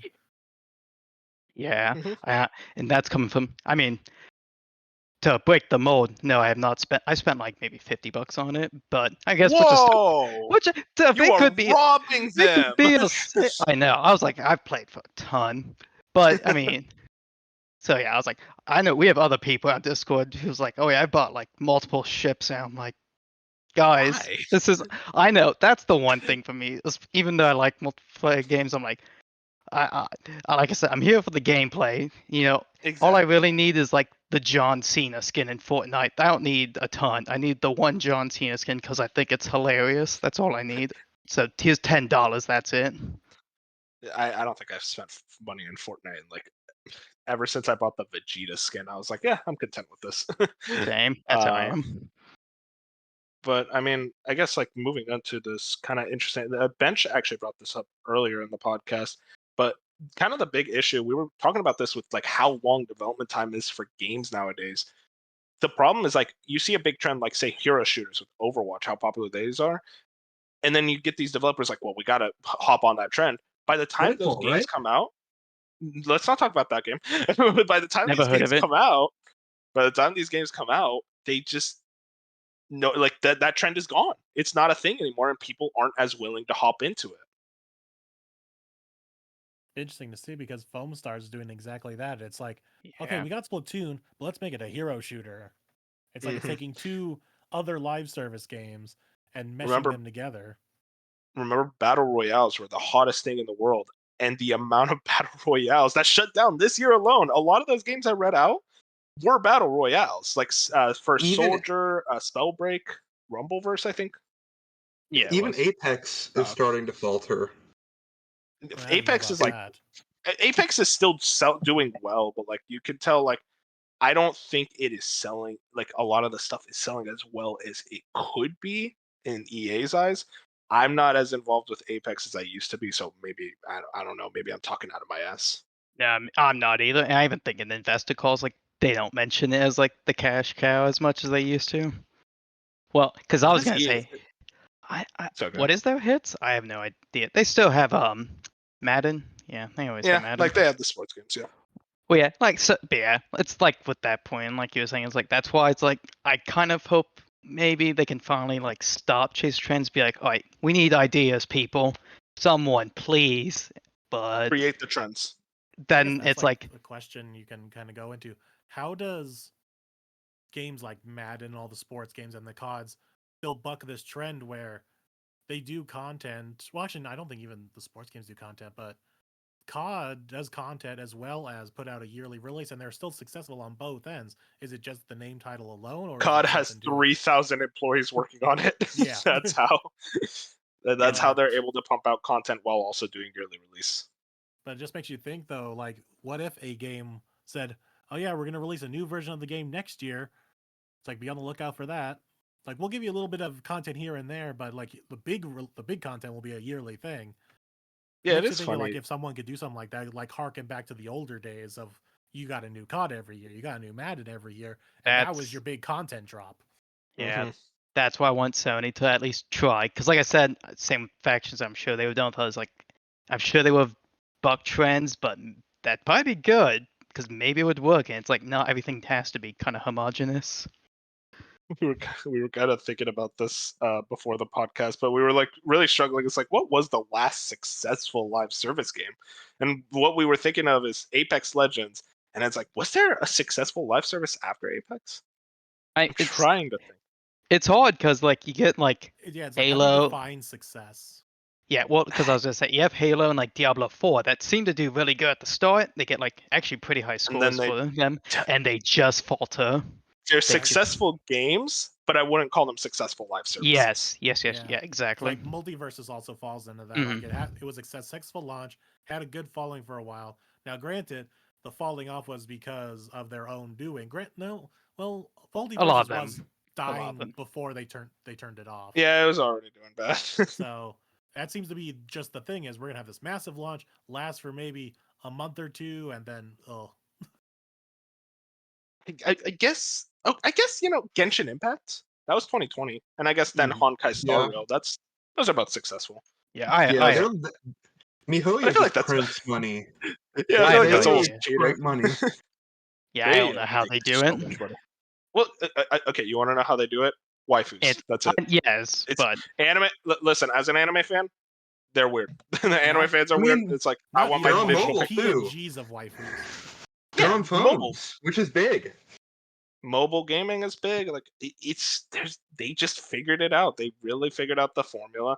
That new Zenless Zone Zero, whatever their next game is, that's probably going to do really well, even if the I name will is say- dog shit. I dabbled in Genshin at one point. Never really spent any money, but I mean, like, it was fun to explore in that game and do stuff. The story was entertaining, and I hear the same stuff from Honkai. So I mean, on top of it's just a good game. So you're getting Yeah, quality when exactly. you know you're getting People quality. get into the characters and the story, so they have it. They're having their cake and eating it too. They have gameplay that people like. They have characters and story that people are getting into. So yeah, it's going to be successful. So you Yeah. just got to find that balance. And who doesn't? That's the yeah. magic word. Who doesn't like an open world game that just evolves over time? It's what like Assassin's Creed is trying to do. I think I don't know what they're trying to do with their live service stuff. No but one knows. I mean, like Infinity. Genshin, yeah, you're getting map updates like once every year, and I mean they're substantial, and they're always new stuff to come back to. I mean, like with what you said about Honkai, like when they're good games. It's like, yeah, I played Honkai for a bit, and I never really felt pressured to spend money. Like that's kind of it was a weird thing where like I did the gotcha thing, and it's like I felt like I got enough free characters where I'm like, oh, I got this chick who has like an electric guitar. I'm happy enough with that. It's like, yeah, sure, I'd like Himiko. She looks awesome, but I'll live. Like I can play through the game without her, like and pretty much do well enough as is. You have And I more feel like self-control than most. well, that's the thing. It's like they kind of, in a way, they kind of rely on their whales. They kind of rely on those people that are going to spend thousands of dollars going for this JPEG. And I don't even want to say they rely on them, but like a lot of that business does come from those people who are spending thousands of dollars. That's who they go after. That's what all these live services are going after. They want to make something that's going to appeal to certain people who have the money and be like, I'm just going to spend all my money on this game. That's what they're hoping to find. Mhm. All I mean, we have that in Fortnite. We have that in Marvel Snap. We just like I look at those subreddits and I'm just like, these people exist. They're obsessed. No, they love the game. People have spent like 6-digit numbers of money on these games. It's insane. Mm-hmm. Yeah. All I'm hearing is Hyena should have, gone anime. That would probably have saved it. It probably would have saved it. Yo, you an joke, anime but like, shooter might just work. Why hasn't that been done yet? I think it has been done. It's just no one played it. A good anime shooter that's just not hentai in disguise. Hey, Foamstars. Foamstars is coming. That's ours. Foamstars, that's our time. And like you guys brought up Ubisoft. They were kind of considered like the big live service company, like really focusing in on live service, but it almost seems like it's not as working out nearly as well for them. Was Ubisoft the live service company for a while? I mean, yeah, they had Division, they had Rainbow Six Siege. Like they were really focusing in on games. Yeah, that was the thing. Like they were really focusing on those as their live service. But what they forgot was to launch a good game. And you had that Ghost Recon sequel. It was the sequel to Wildlands. I forget what it was called. Breakpoint. Breakpoint came out and nobody liked it. And so like when it was doing the live service stuff, nobody played it. It's like that's kind of the thing Ubisoft forgot was launching a good game first. And I guess it's just all this crazy thing of like these companies really want that cash cow game, and Ubisoft is going for it with Assassin's Creed Infinity. We'll see how it works out. I don't have much faith in it. Yeah, especially after the launch of Mirage. Like, do we have that much faith in the Assassin's Creed brand? Yeah, really. People see it. They had like a vision. They just didn't fulfill it with Mirage, right? They kind of went halfway. People liked Mirage for what it was. It's a return to form. It's that's what it is. A lot of the criticism I see from a lot of the critics and stuff was, it's a return to form, but I never really liked this. It's like, okay. But like everyone begging for them to go back to form. It's like, okay. He's like, we gave it to you. Oh, well, I don't really like it. Almost like a half step almost. I don't know. It's an interesting situation. I do want to spend some time with Mirage when it goes on sale. But this last question.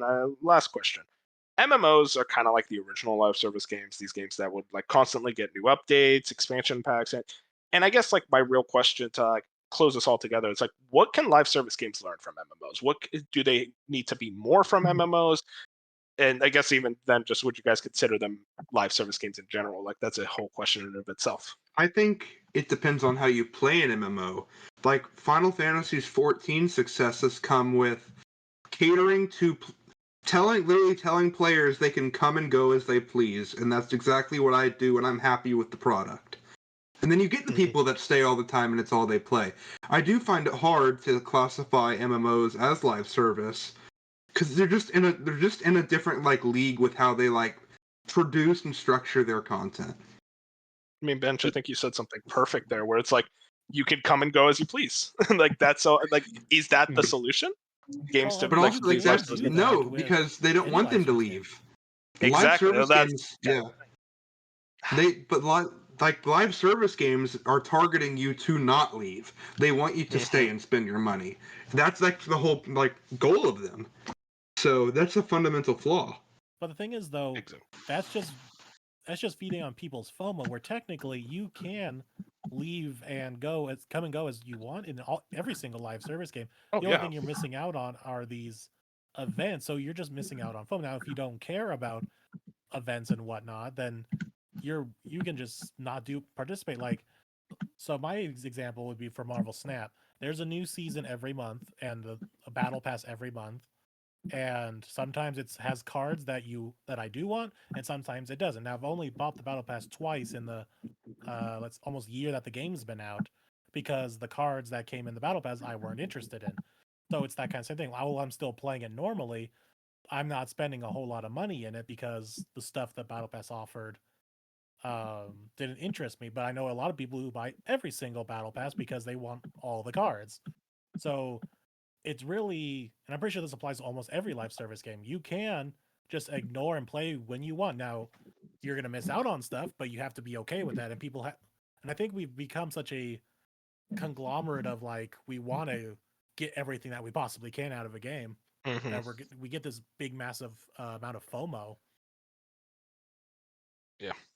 Beef, did you have something to say? Yeah, I didn't think about this before we started, but you guys kind of triggered something in my brain when you you read that list. You didn't actually even really list like MMOs that died, but you list a lot of games we know. And meanwhile, like in the MMOs, like there's like crap like DC Universe and like the Star Trek one, and That's I know still there's going. the Old Yeah. Republic for Star Wars stuff. I haven't talked about to anyone who's played them in years. They still go. Like people still apparently play the Old Republic, so there's something there. Because yeah, like all the Granted, like they're all older and have a dedicated fan base. They're not getting Okay. content, so people are playing This it is literally for the gameplay and the this is a nostalgia really of it. fun. This is a really funny list. I searched up MMOs that are still alive 2023. They kind of show me the years. This is what live service companies want. Guild Wars 2, 11 years. RuneScape, 22 years. The Lord of the Rings Online. Again, have you just raise your hand if you've heard of a lot of these? I heard of RuneScape. That's about it. Lord of the Rings Online, 16 years. Maple Story, 20 years. Age of Conan.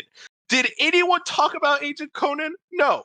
15 years. It has been alive for 15 years.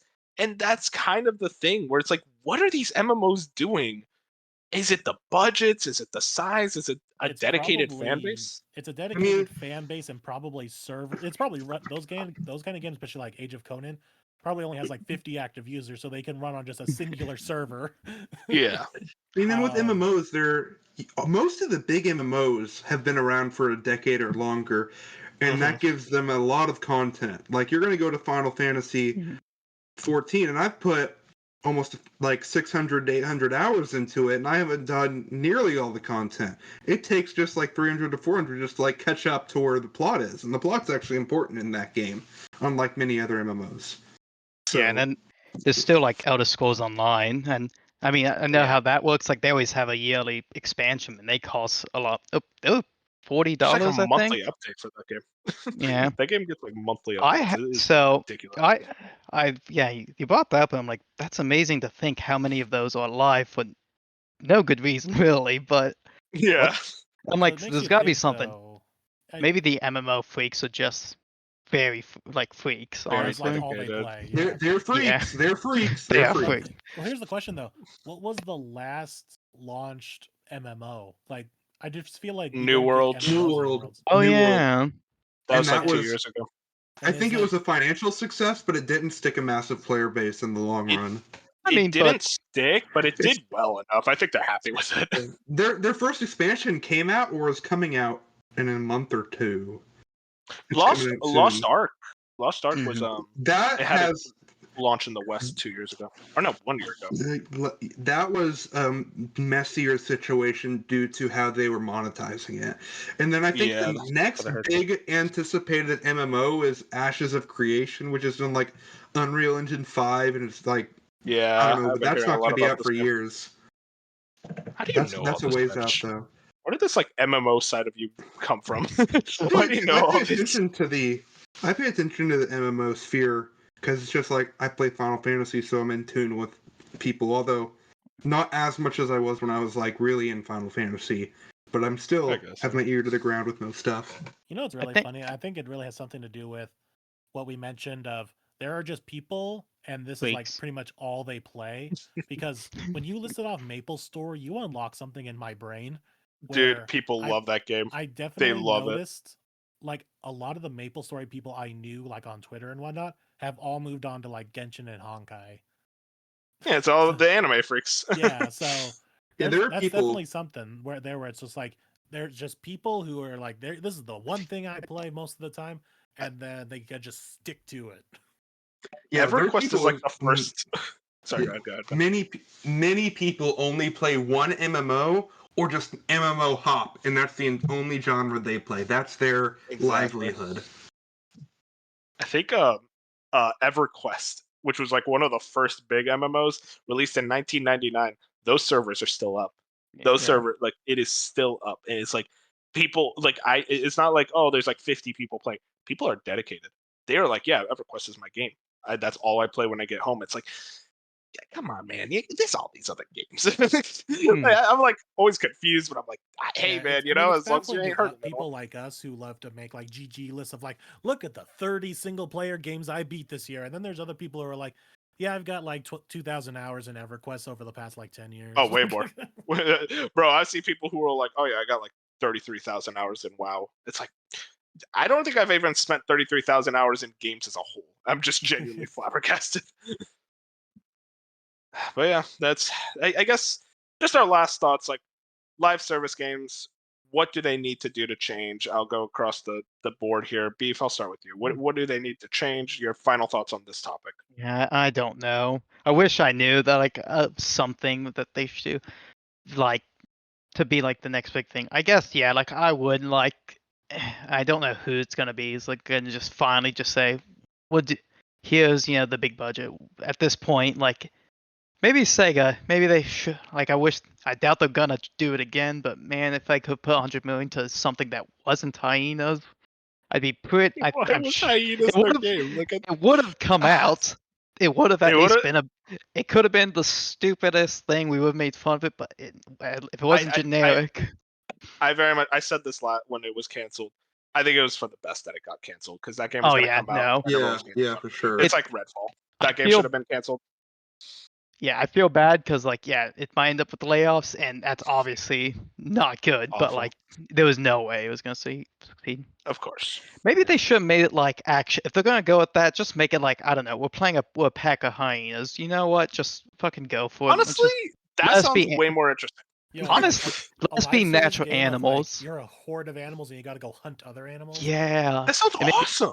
the people Granted, can it be just sounds like like what another we're hero hunting. shooter. Yeah, but we'll fake it. But like we'll be actual hyenas. Everyone else can be rabbits. I don't know what they eat. Someone contact Sega. Was pitching this. Sega, they're stupid. They're not going to do that cool idea. Bench, last thought on live service. I mean, obviously something needs to change, and I think the only thing that's going to make it change is if one of these big companies, something doesn't hit, and it's like a disaster for them. So, How big are we talking? Like EA? It has to in- close the studio. It won't happen, but imagine Ubisoft's Assassin's Creed plans like completely Oh my bomb, and they God. might be they might be on like the financial brink of bankruptcy. That's how big we're talking for something to actually change. That sounds crazy, but it could happen. I Like actually you think said. I actually worried that will happen, and that is scary to it's think. scary. What? All No, those 'cause I jobs, think, all those like Like thousands the regular of employees. Assassin's Creed and other things that Ubisoft puts out can keep it afloat, but it's definitely going to hurt.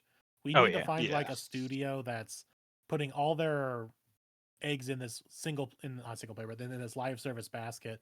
I'm almost thinking along the lines of well, it won't tank it, but imagine just Naughty Dog just takes this massive L because of factions. That and would they be have worrying. to like restructure or something.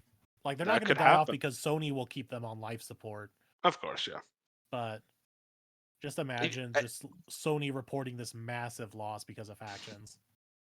How about you? What are your final thoughts on live service games? I think the companies just need to realize that not everyone can make one, and you're more likely than not going to make something that grabs a lot of people's attention. I mean, the as we list off the names, it's almost like, look at all these dead bodies over here. It's like you're going to be joining that pile if you Jeez. try this. Exactly. It's like, is it really worth the investment? Whereas we're seeing less and less live service games like be successful in the terms of like, dude, did you check out this new game? It's awesome. Like, the word of mouth. Like, it's still the Fortnite, it's still the CODs, it's still these other games. Even like if you want to almost consider them like fighting games, like Mortal Kombat can almost be live service S because they're getting new characters and updates and all that. So like you're gonna have the mainstays, and you're gonna try to butt in on this, and almost every single one has failed. The only ones that are still around are either the pioneers who brought it, like Fortnite, or the ones who have been around forever. So it almost feels like just an impossible task to get it. Like even mildly successful games like the Knockout Cities had a very successful run in terms of being a smaller studio who launched a live service game, and it's now dead. Like they even had a Teenage Mutant Ninja Turtles crossover, and it's dead. So you can still be successful and get money and have cool crossovers and all this stuff and be considered a big success, and then just one day be like, we can't sustain this anymore. So it almost just seems like it is just corporate greed going, we got to get a part of this pie when this pie is impossible to get. And it's just go back to the single player video game where we are still in the day and age of these amazing single player games that does get the like awesome word of mouth. You want this word of mouth. Like you're not going to get this word of mouth for your company and now new fans. That's what you want.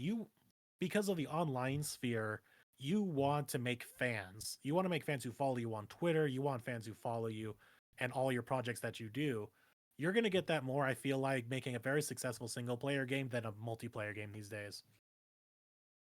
Yeah, and that kind of correlates into like my final thoughts. I think live service games, they're, as Bench said, there's going to be some type of catalyst. There's going to be some massive game that just does not hit expectations, that does not hit financial viewpoints, and there's going to be lots of layoffs. It's going to be a massive news story up to like national news level, maybe not national, and the news stations will be covering it.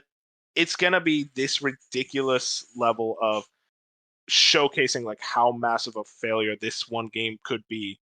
That could be Assassin's Creed Infinity, that could be whatever, like a Call of Duty Warzone 3 or something. Stuff like that, like to that scale, I'm really viewing. And what's going to happen after that is these companies are like, let's cool down on live service. I think that's just how the bubble is showing. It's going to burst eventually, and live service games as a whole, like they're not going to completely go away. There'll still be the evergreen ones like Fortnite and Rocket League, but companies are going to be a lot less willing to like make a game live service. They're going to say, let's just make a multiplayer mode.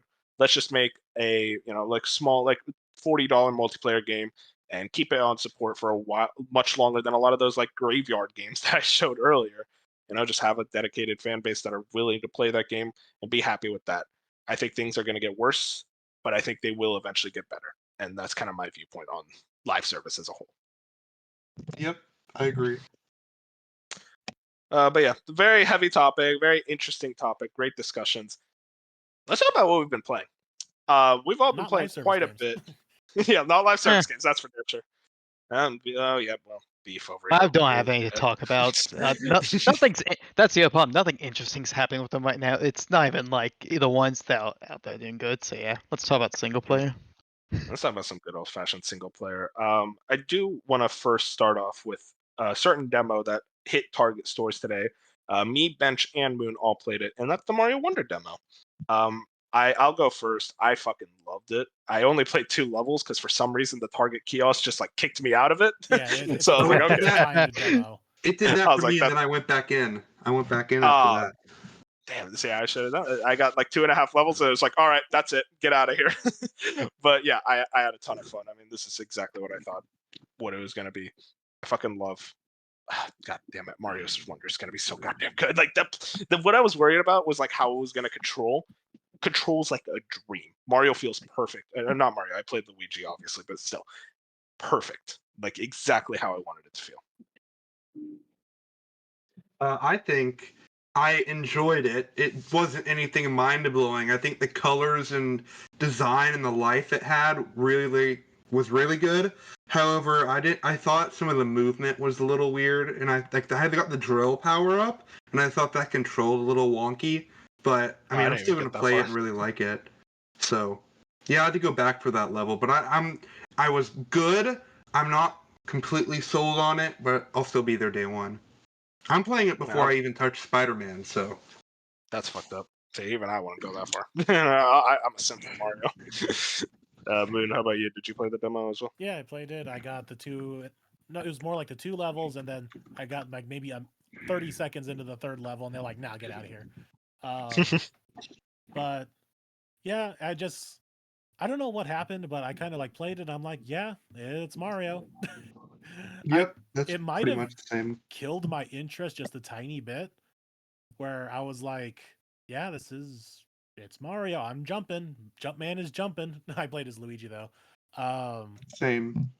But Everyone It played as definitely, Luigi. yeah. It just felt dwindled my like hype for sure. it definitely is like solidified, yeah, I'm playing Spider-Man first. Alright. Okay, well now I gotta play Mario first to clear you doubters out of it. Um, Goddamn. I'm playing it just like first. I it's just won't perfectly be on fine. the I mean, I podcast that definitely day. enjoy the new art. Like I was enjoying seeing the Goombas and Luigi and everyone just have actual like facial expressions and all that. The animation is so Yeah. fucking The animation good. is really Like good, just but the gameplay Yeah. isn't just holding me anymore. Like going when I was jumping over a Goomba and I saw the fear in his life as I stomped on him, that's what I fucking like, man. That's what I Wolfen's want to in his bully see. phase, by the way. Yeah, I'm a bully now. So yeah, I besides wish I that could though, play like nothing Spider-Man else was first. really grabbing me. Like I'm like, yeah, I'm jumping, I got all the coins, cool, moving on.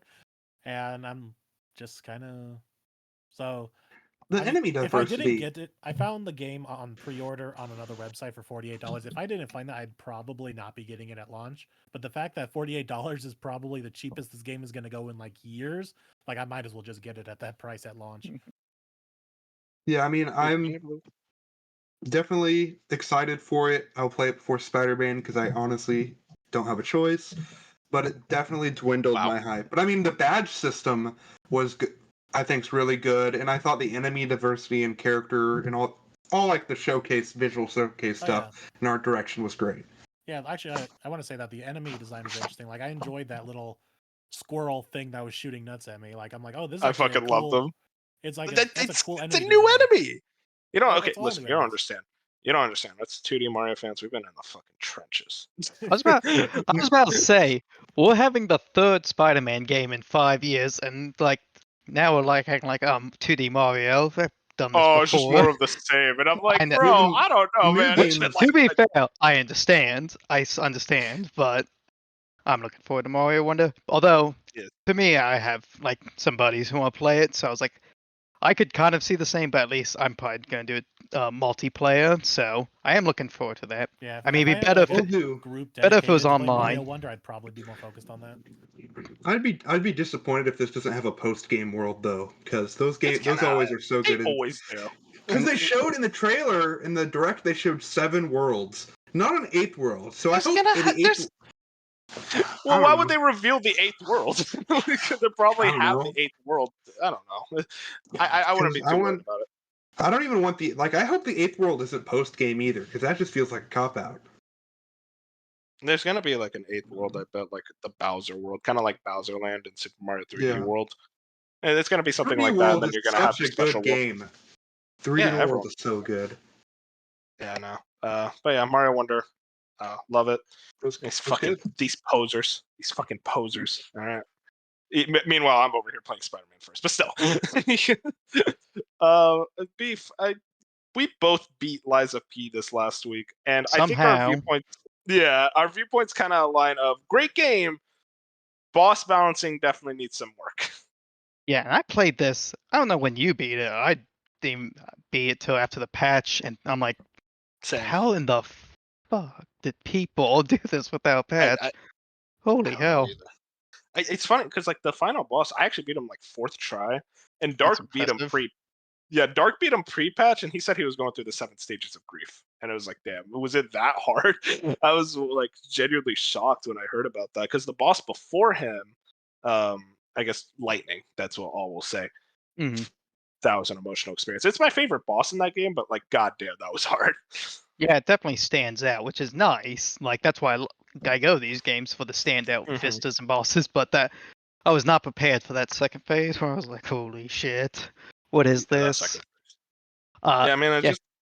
Oh, sorry. I was gonna say the funny thing was when I first started the game, I heard people be like, "This parry window is too short." I was like, I don't even use the parry that much. The block is fine, and then I get towards the end of the game, it's like if I don't You gotta parry use that these, parry. if I do not know, if I cannot get these parries off, I'm gonna just die even from blocking damage. It's ridiculous. The learning curve to the game is pretty high, and it felt like a lot of the time I'm like, okay, this is actually like difficult. I have to like work towards it. A lot of the things is just bullshit. Like just Yeah, straight up like, how am I supposed to predict that? How am I supposed to know that was there? That attack, how do I dodge it? Like it's ridiculous. yeah, it's definitely not the game where it's like I've never played Bloodborne or like a Souls game. I want to try this. I'm like, I don't know about that. I don't know if I can recommend this to that. But I guess if you're still looking for Souls games and you like Souls games, yeah, I'd recommend it. But it's not like it's pretty much up there in terms of like the moment-to-moment gameplay. It's up there with FromSoft, which is surprising. But yeah, there's still like some issues that I understand why. I think Mike was like, "How is this not as rated?" And I'm like, "Oh, you just wait. You just No. there's a reason it's not up there." Mike was saying some crap like Liza P is better. I No, was like, like Liza "No, P better than Bloodborne. I'm like, leave it. No, that's enough. it's it's better than like the Surge and like all the others I've tried. And I Oh never get yeah, into them, so I was like, it's good enough. It's I definitely we, recommend it, but me and Fusion and Dark were kind of in agreement. This is the best non-From Software yeah, Souls game, and I'm like, yeah, yes." that's for I sure even the liked case. it more than like the Star Wars Jedi games, but which is a little different. They're not those I aren't like it more than exactly the Survivor. same, Yeah, I'd say but it's better than Survivor. yeah. And, yeah. I mean, again, I'm so excited to see what this team does. Like, I'm Yeah, the fact that's that this was their mhm. first game that is Yeah. genuinely insane. Yeah, I'll be interested in the next thing. Which, yeah, especially when they hinted at, I'm like, oh, you're still gonna do okay. Interesting. Yeah. Moving on to the rest of what I've been playing. I beat Kirby and the Amazing Mirror. I was kind of just bored. I'm like, why not? Like, this is one of the Kirby games I missed. It was a fun time. I wouldn't put this near the top of my favorite Kirby games list, but I had a really fun time. Like, just I like the idea of the Metroidvania. I don't think it was as well executed. It's almost like I kind of want a sequel to Amazing Mirror just for the sake of like, try the Metroidvania thing again. Just get a better map. Like I think that was kind of what made me like a bit annoyed with Kirby and the Amazing Mirror and like led to me using guides, God forbid. But I still had a fun time.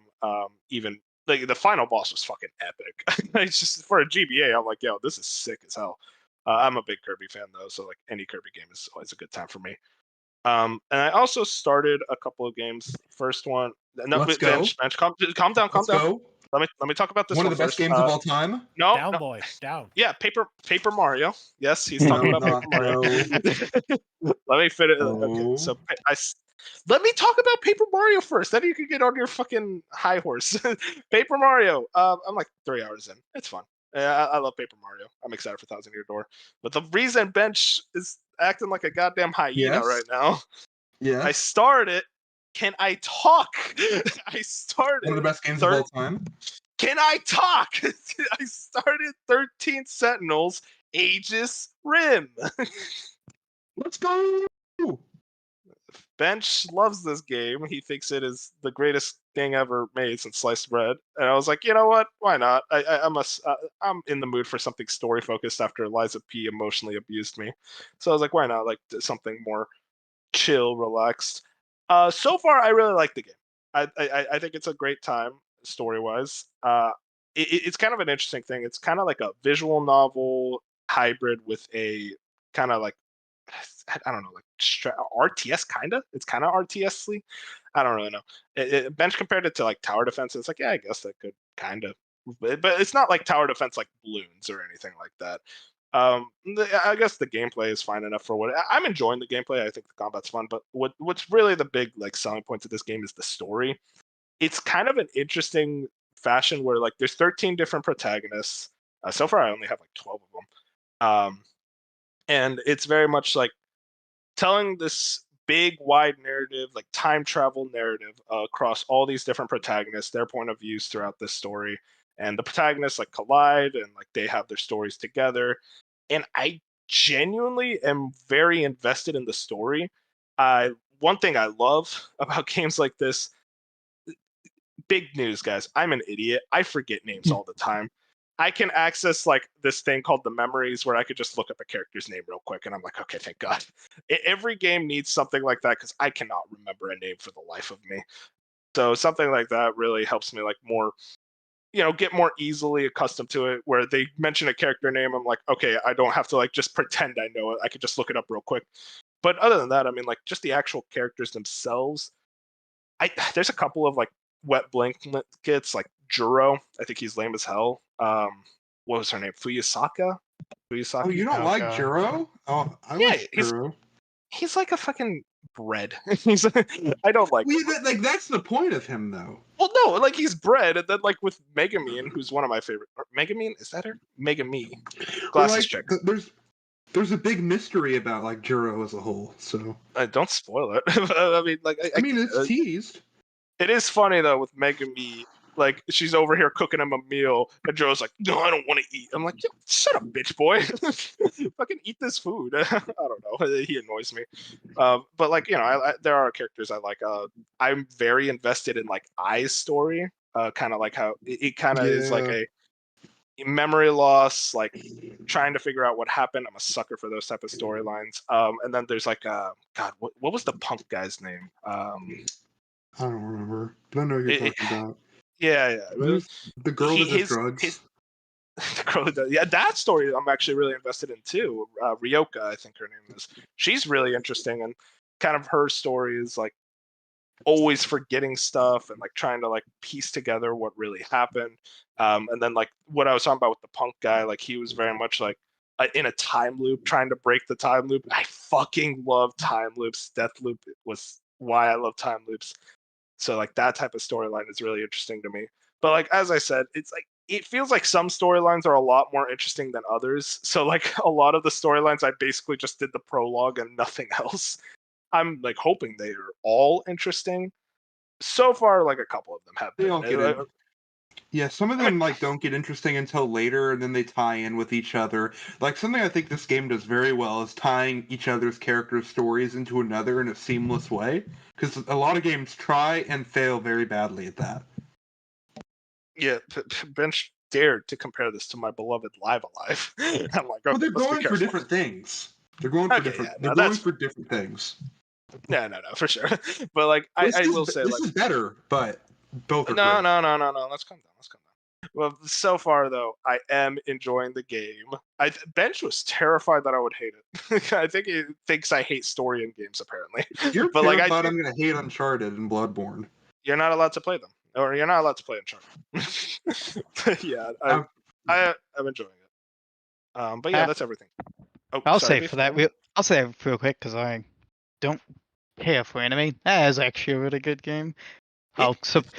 It's surprising. Like I really always find myself. I love games where it's like, speaking of creativity, most companies. I really like when a game is described and you're like, who in God's earth thought that was a good idea to combine these? Yeah. Like I play one of my favorite Supergiant games. It's Pyre, which is like described as like a visual novel 3-on-3 basketball party RPG. And it's like, what the hell is that? And it's like, well, it's great. Wait, what? Okay, I need to play this now. It's very it's very weird, but yeah, it's not like any of the others, so I like that. But yeah, even I'd say 3 stars worth it.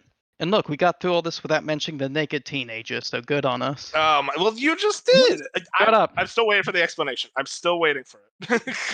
That's the weirdest part about it, is everyone brings up and they're like, give it some time. There's an explanation. Give it some time. That just keeps telling me. It's so weird. You don't get it until the very end, but there is an explanation. It's You can tell us if it's worth it or not, or if it's Okay, a good okay. enough explanation. I will tell you if it's a good. I don't know how much of an explanation is good enough because Oh, here's the I thing. know. I could At deal with least it, but there's an explanation, unlike it's other games.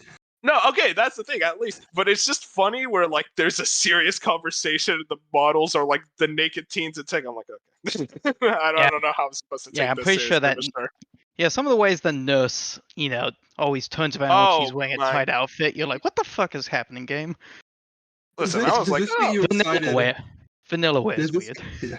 Does this get you excited for Unicorn Overlord, though? I Are was you already interested in that excited now? for it. It's just no, I was already excited for it. I'm like, dude, Vanillaware games. Like you say, like I was the one who got you into 13. No, I've always been interested in their games, like stuff like Dragon's Crown. What was that one PS2 game? Like Odin Sphere, I think. Yeah. I've always been interested in checking out their games. It's just like time is a different difficult thing. It's like these are long games. I mean, 13 Sentinels is like 30 hours, so I'm like, oh, that's manageable enough. But still, it's very. I am enjoying the game a lot. Like I'm gonna play it after this podcast. I will say though, the reason I started Paper Mario, something like 13 Sentinels where there's a lot of dialogue, it's like, okay, I need something like chill. I need something that I could like vibe out to. But Beef, why don't we go into what you've been playing? First thing here, Cocoon. I really want to hear about this. I've been hearing Yeah. good things. Yeah. It's almost weird. I feel like Cocoon's not getting almost enough love. It's weird, which is weird. Which I guess is, there's so many big games. I think we've talked about. Everyone's like indies aren't getting love, but Cocoon's probably my favorite indie this year. Although I haven't even played Sea of Stars yet or Day of the Diver, so maybe it's just early. But yeah, it's easy to recommend because it's like 4 hours, and on Game Pass. And I think it's on everything else too. But yeah, really good. I think the trailer sells it pretty well. I think a lot of people have seen the trailer. Or it's like every world you can go into, but you also use the world as an item, and it gets more complex. But what's kind of impressive about it is, like, it's from the design of Limbo and Inside. I would say, if you like those, you'll like this. But even if you don't, this is different. This is like a real puzzle game. It's not like a precision platformer or I don't even know how you would describe Inside of Limbo. But yeah, this They're one. like artsy platformers, I'd say. Yeah, like it's mostly like I like them, but not really.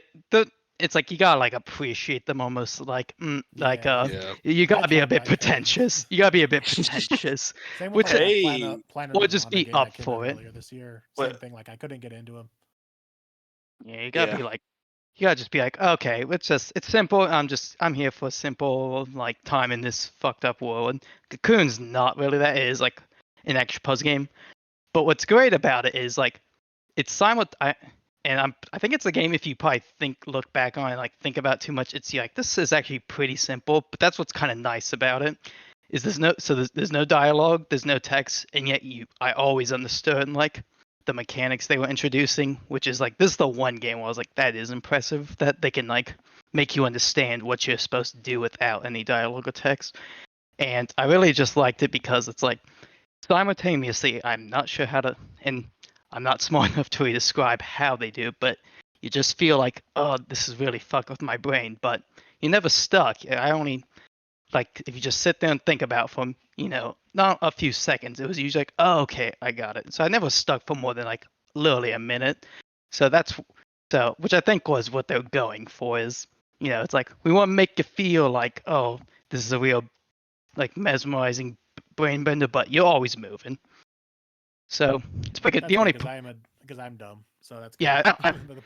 yeah, it's not like I think it's almost like an illusion as a puzzle, but the proven even if it's like this really too many puzzles. I'd say the only like actually bosses are fine. It's almost weird this game has like bosses and they're fine. The only one keep failing. Just keep failing. Like a bit slow and the boss fight it's like used opening. So that's kind of the biggest knock on. But it's only like 4. So I'd still use it. Other than that, as long as you die bosses, I'd put it to me. Interesting. Yeah, no, I want to check that game out. Your voice kind of cut out a little bit near the end there, but like I understand what you said. It was just like the bosses a little weird and stuff. Yeah. That type of it is interesting with games like that. They tend to struggle when it comes to like their boss fights Yeah, and it's how to like design them. yeah, it's like we're having bosses, and I'm like, do we need them? You're mostly a puzzle game, but the one thing I didn't mention is like, well, it's almost like Zelda. All the bosses have a like a unique mechanic. So like that the immediately like or like a mechanic that you're doing. Like, you know, Mhm. one of them like you get like this instead of like it being a wall, it's like, oh, it's like a jet, and now you basically have a jetpack. That's what I like the most. So that's why I say they're fine, but if you die to them, you're like, oh, gotta go sit there and do this all again. That's the problem. Yeah, kind of same thing what happened with Humanity. It's like mainly a puzzle game, but at the end of every chapter, there's like this boss fight, which was interesting. In the first like 3 sections of Humanity, the boss fight was like just an elaborate puzzle that was counted as a boss fight. But then like the last 3 chapters, they were like legit boss fights where you actually, like you said, a specific mechanic that you had to do to take down this boss. So it's kind of weird that these puzzle games are leaning more into the like almost actiony games a little bit with boss fights and whatnot. Yeah. Beef, you were also playing Foamstars, so now Moon isn't the only one who's played Foamstars. Yeah. Well, yeah, I think we've talked about it and came to the same conclusion. It's competent. It's I definitely don't a really. competent game. It's kind of weird. I've seen some people be like, visually it's a mess and I don't know what I'm doing. I'm like, I didn't have that problem. I didn't have that problem. It's My definitely a pro. little chaotic at times, Yeah, but that's like fine. That's kind of yeah. what I want. I think the problem is but the matches are about 2 to 3 minutes because you only like have about 7 lives as a team. And I'm not entirely sure why that is because I don't think that really works for these No, super I short didn't even realize matches. that was a thing. No, like I'm not sure what. And again, it's like it's not better than Splatoon, so why would I play it? I guess because I have a PlayStation, but I don't Yeah, know it's if literally this trying is. to be like, hey you over there who refuses to buy a Switch. We have Splatoon over here on PlayStation now. Yeah, it's not even like Splatoon. Maybe there's a different mode. I only played like the team deathmatch mode. I don't think Yeah, there same here. was. Yeah, I don't think there is a mode where it's like cover the ground in foam and that's how I win. So it's like it's almost regressing. We're going back to like instead of it, oh, we gotta paint the ground. It's like no, we're just back to shooting each other. I'm like, okay. Yeah, but But yeah. it's interesting. It has that mechanic where you don't immediately kill someone; they get stuck in that ball, and you got to either hit them, or a teammate hits them, or one of their teammates can free them by hitting them. So it's at least has that going for, which is an interesting mechanic. And you're kind of like Splatoon, you got to layer the ground to your advantage to where you can quickly get around. Like that's the thing. I actually like this more than Splatoon. I definitely prefer this way of controlling the environment so you can quickly get around on your little surfboard. I love that Hmm. surfboard mechanic. Like it felt Yeah, so that's smooth to good. me. Like when you actually had like a straight line across the map or something to like quickly get around, it felt so good. Yeah, but I just I don't see it catching on No. though, just because it's like not. I haven't heard anyone else really talk about it either. Anyways, I'm like, Well, I'm not sure. it didn't help that this beta was just kind of thrown out in the last direct, like, oh yeah, we're gonna be here for a Hmm. weekend, and that was it. Like, if you had like a legit beta that was on for like maybe a week or two, you might be able to find something. But the fact it was only a week, it's like you're not Call of Duty. You can't just drop a weekend beta, and that's it. Like, no, you need to have like a legit marketing cycle, which I'm sure they will. Probably as we get closer to release, they're gonna probably put out like a real beta to where you can play for like a week or so to draw up enthusiasm. What was the point of this beta? I don't know, because the game's not coming out. They don't even have like a release window. They just say 2024. So what was the point of this? Who knows? Just to like, I guess, get some early impressions, maybe make some fixes. Game runs pretty well though. Like, Yeah, I I would say have the a. most impressive thing, besides the surfboarding, granted this is also the surfboarding, but surfboarding on like these weird lumpy mounds of foam, the rigging is really great. Yeah, That's interesting. I didn't have any. Yeah, that stuff's all good, but it wasn't. I think I played 3 matches and deleted, so it's like obviously didn't grip me. Yeah. Oh, and It was if you taking too hate, much space. yeah, and if you hate the like influencer vibe, Yeah, that you're Oh gonna be pissed. no! It's All the got characters are like very like they're basically characters. They're also like celebrities in their own way. They're God no! influencers. Yeah. It's one way Why or is this another. a thing? Yeah. It was the worst in Borderlands 3. I think it's almost worse that they talk, unlike Splatoon. I think that almost makes it worse. yeah. Where it's like at It's least because they're all Splatoon. saying like their catchphrases Yeah. and all these Oh, other things. Oh God. And They. as I mentioned on the last episode, the voice acting is not great. Yeah, one of them had some weird like bubble pun. I forgot it, and he said it, like 3 times or 4 times in the tutorial, and I was like, this game is just gonna kill me.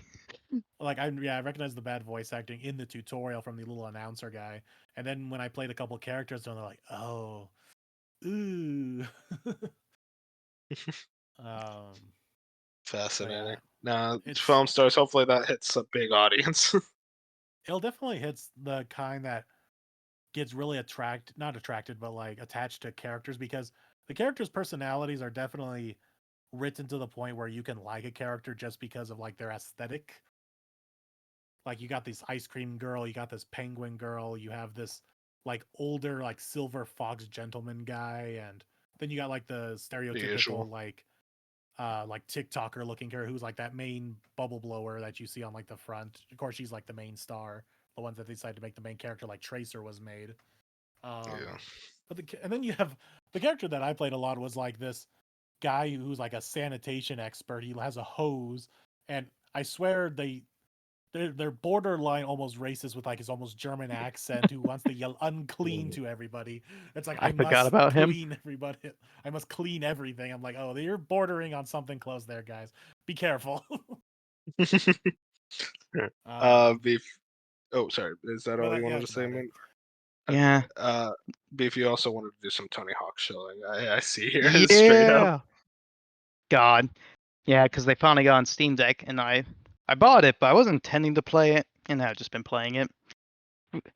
Go buy it, people. I really, because again, God, the small sliver that we get, like a DLC or a 3+4. If there was like DLC, the You're not 3 getting levels in anything. this, I know. If there was Well, guys, if there was like the 3 and 4 levels like as DLC in this, I'd have arguments, and I'm sure I could probably get Mike and Jeff to agree like this is the best game ever, and and everyone's gonna be like, you guys aren't crack, and we're gonna be like, no, but you had to be there. I don't know why guys 10 and 15 years older than me, I'm with them, but we all must have been there for Oh, some dude, I'm with way. them for a lot of things. No, the only thing they weren't there for was fucking Star Wars Battlefront 2. Apparently, Yeah, we're gonna that's have a it. whole drama Have over there at Game Us. We'll But have that debate. it is interesting. I have tried so many times to get into Tony Hawk, and it is just me. I can't get into any sport game. I have Yeah. tried so many different types of sports games, any type, extreme sports, Mario sports. I don't like any of them. The only racing game I like is Crash Team Racing. I don't even like Mario Kart. I don't know why. I don't know who I am. I just cannot get into this genre. Yeah, I don't know what it is. Like, I was thinking about this too. I was like, in some ways, I think it's good because it was like, it's another. You can almost treat it like a platformer, if you, but obviously you still have to be into like skateboarding and the music. God, it's so good. It's like I can describe my music taste as if it's like something on the Tony Hawk soundtrack, I love it. But yeah, like I think it's like, full office, it's like, okay, you don't think about skateboarding and think, oh, there's points, but also in every level they got challenges, and when you do the challenges you get, you can improve your character, oh, and you get the next level. So I think it's like, yeah, like if you're already into the concept, they did so much right, and I love the remake. So my boy, it's gonna be on my Steam Deck for a while. Thank God it finally got put on Steam. That's I good. cannot believe it took this long. Hey, you But got there. yeah, You made it. yep. So I guess I can't complain if we don't get 3+4, but eh, eh. I need This to is all you need, I need right? to try Like, it. I think Yeah. Yeah, you this is got good it. enough. I can always play the other ones, which I have never played like any of the other ones other people like Underground, so maybe someday. And then, Big Tony Hawk, eventually, big Tony Hawk retrospective, and then yeah. get that new game. Yeah, I'll go talk to the boys. We'll talk about how 5 is underrated and not a big pile of shit. Okay. Let's stop now. Okay, fine. Yep, that's my speech. Moon, I want to get over to you. You've been playing a lot of Trails to Azure. Yeah, so I just been working on that mostly. And I don't know what it is, but it feels like this game feels a lot more talky than Zero did. I just don't know if that's just me not remembering because I did play Zero like very earlier this year. But I definitely see this one seems more plot and character talking heavy than the last game, which I don't mind because I like the characters. And maybe it's also because I'm playing on easy and I'm just blowing through battles. Oh my Yeah, god. this Zero was set up for Azure, so you're just getting that really now. So, and that's a lot of talky, yeah. But I don't mind it. Like I said, I like the characters. I like the story so far. It's definitely also, but it's also touching on that. I'm starting to realize I'm not very big on like political discussion and talk as much as I thought I would be. Like I started to realize this when I was watching Gundam. Like, oh yeah, I'm not really into this. And now we've gotten into like a very political talk of like city talk, like what to do about the city of Crossbell and all that. I'm just like, yeah, it's neat, but I'm not fully into it. Can I go back to fighting terrorists, please? um, but I just finished chapter 2 onto chapter 3. We're like in like an intermission right now. There's only 5 chapters in the game, but granted each chapter is very long. So I think I'm about over the halfway point now, which is hopefully meaning we're getting into like the more actiony stuff now, because that's what happened with Zero. Was chapters 1 through 4 were pretty set up and talk heavy and characters and all that. Then like chapter 5 hit and it was everything, like all the action. So I'm hoping it'll be like a similar Finish thing chapter here. 3. Finish So, chapter 3. So that's good to know. And then besides that, I played the Mario demo, and then I also, while I was there at Target playing the Mario demo, I also noticed that Metroid Prime also had a demo, and I'm like, oh, why not? Let's try it. Hey. And I realized, oh yeah, so Bad this game. game, I just knocked Shut this the game down. fuck up, Bench. No one I cares just about knocked your this game opinion. down my wanna playlist a little bit. Why do you, I don't know. You bought it day 1. I was like surprised about it. I was like, that's not a Moon game. No, I didn't buy it. I was very Oh, you tempted. never bought it? I No, was I thought very you bought. tempted Oh, multiple times to buy it. Now I'm kind of glad I didn't. And this demo Yeah, kind you of should reassured be. maybe hey, I'll shut never the get fuck to up. this game That's because fine. I'm like I You're on the just wrong side couldn't of get history. That's into fine. like the game, but like visually it's awesome. Like you would never suspect this is a GameCube game, like a It's remastered insane. GameCube game from the visuals, but it definitely plays like a GameCube game, and I'm like, oh no, That's why you gotta play with the motion controls. That's the best way to play that no, game. no.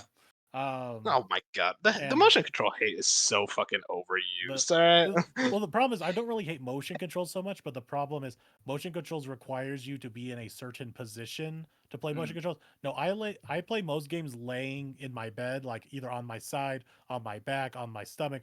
Like I am in a bunch of weird positions when I play games, and that's not very good for motion control, especially with like Joy Cons, where you have Yeah, that's to fair. get with the sensor and all that.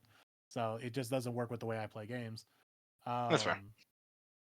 But But yeah, it's you just were kind of also funny, playing. like seeing this like really beautiful, gorgeous looking 2023 game that's really stylized in its art, and then just the shooting and the scanning. Oh, I hate scanning, Scanning? and Okay, well, that's it.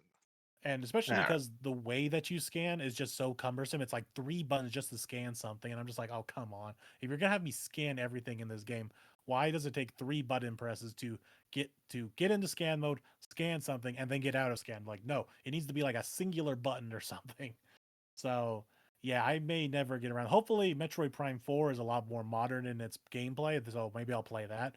But yeah, I I'm don't still see Retro myself now Studios. playing the older Metroid Prime games now. That's fair enough. What's it called? Bench, you got some games to play. You beat a lot of shit. I have beaten Baldur's Gate 3, and it was bittersweet. The last, 20 hours were a struggle as the game became less polished. Small things throughout combat really started to bug me. So it was the last 20 hours was a struggle, but I beat it, and I'm glad I played it, because overall it's a great game, and I'd give it a 9 out of 10, but it was definitely a struggle towards the end. So I'd wait for patches if you are going to play it. And then I know I bought The Messenger while recording the podcast a couple months ago, so I finally beat that and its DLC. And that game is just like an indie darling. You can't get better than that. Like the combat, just the vibe of the game going from 8-bit to 16-bit, just seamlessly, and then the DLC. It's a great package, an amazing game for like a studio's first game, and their whole vision as a studio is just very inspiring, and I can't wait to see what they have done, keep doing even after Sea of Stars. So, I mean, like, yeah, because they're just like putting all their games, different genres, in the same like world, which is just really cool to think about. And then I beat Pikmin. Well, real quick before you get there. So with Mhm. Messenger, I Mhm. dropped off after the first half for a very petty reason, and that's because the game Oh. changed. Oh, I know. I was Did gonna you ask like? about that. Yeah, did you like the first half or second half more? Not the same. Sure, it turned into a Metroidvania kind of, but I thought it was Okay, well, fine. there it is. You And just said it. I was trying to skirt around I don't care. it. The game's You been out don't since care, like but the people 2018. watching it. But we don't. Okay. We put. You can just say spoiler warning. You don't have to say it out I don't loud. I really. hate this, man. I don't even know why that's a spoiler. But It so is. You changed the entire gameplay style. Oh, it was not changing the combat's yes, the it same, was. movement's the same. Like I don't know what you're on about it changing the You're gameplay going from style. you're going from a Ninja Gaiden game to a Metroidvania. It is very much a different I game. didn't. Spoiler warning, I guess. I had no issues, and I thought the game was good all the way through. And actually, like some bosses had slight challenges, and all the bosses were just a highlight, and each boss using different mechanics was just great. So I can't recommend that game enough. So if you haven't played that, it's normally on sale for like $5 to $10 on the eShop. So play it. And then I finally, I beat Pikmin 2, which I mean is just an overall improvement on Pikmin 1. The only thing is, caves were. I liked what they did with caves, it just could have been implemented a little better. And That's they my kind of issue like, with they it. weren't. But I still think it's better than 1. The movement, they just like, they made the whole game faster. And I thought that did so much better for the game. So that like, that Pikmin 1 was slow, and then it had the time limit, which I wasn't a fan of, and 2 just improved everything. And I hear 3 is really good, and then 4 is like amazing. You're gonna So if you like 2 more than 1, then you're gonna like 3 more than 2. Like it'll be like an overall improvement. 2 is my least favorite, but like I still like it just as much as every other one. They're all fun. and then I hear 4 is great as well. So 4 is the Pikmin's like a best one good. by 4 is the best one Yeah. by a country mile. That game's a fucking perfect. Yeah, like I'm using them as like filler games as I beat some games or want to play something smaller. So like I beat the Messenger after like Baldur's Gate took me like 70 hours. So I wanted a couple small games before I hop into other things. And that goes into what I am playing now, and that is Sea of Stars. And I think I'm nearing the end. So I mean, No. playing the Messenger and Sea of Stars, being in that world, you pretty much go to locations in Sea of Stars that were in the Messenger, and like remixes of music play, and that's all very cool. And then Sea of Stars is just a great game in its own right. Well, I think it takes a while to hit its stride, even when it's not hitting its real stride. It's doing great. The combat's great, characters are great, story is great, the way it builds out the world. I will say it's a shorter game, which I think helps and hurts it because it's more contained, but also I don't like you go from place to place so fast, and that's a good thing. And it can also be a bad thing because you never have time to truly soak in the beauty of each individual place and the story beats happening. But I'm still really enjoying it. And then I played That's good Mario to Wonder demo. Real quick with Sea of Stars. I don't know. It's weird with Sea of Stars. I just not interested in this game. I don't think I would like it. It's weird where like I really like the first half of the Messenger of what I played, but like for some reason like Sea of Stars has not captured me to like is it a wolf game? Is it something I would be into? Did you like the Mario and Luigi RPGs? I Because don't it's just actually. I you want me to be honest with you? I like I'm Paper gonna hate you now. Mario. No. I like Paper Mario. I love Paper Mario. Mario and Luigi, it's good. It's Just not great. as good. It's not as good. And I'm just like, just think we can leave Mario and Luigi. That's all I'm saying. That's all I'm saying. I mean, We don't like, need it. it's what I said. It's like 25 to 30 hours, which I think helps and hurts it. So, For Sea of Stars. like this and Chain, yeah, for this and then Chained Echoes is another one I want to get to. but I think that's a little longer. So I'm curious because I hear people like each one more for different reasons. So I'm curious what my stance will be. But I won't play that for a while because after this, I'm not sure what I'm going to play. Well, yeah, I'm going to go back to Starfield and then beat that with Spider-Man No. and Mario. So Oh man, my updated thoughts on that. it's gonna be. And hey, here are updated thoughts on a lot of these games. As that's the end of the episode. I could have handled that better. Moon, handle the outro for me, please. So that was a rousing discussion about the state of the gaming industry, specifically live service games, as well as. Granted, that was really all of it because all of our news stories just kind of tied all into those for the most part.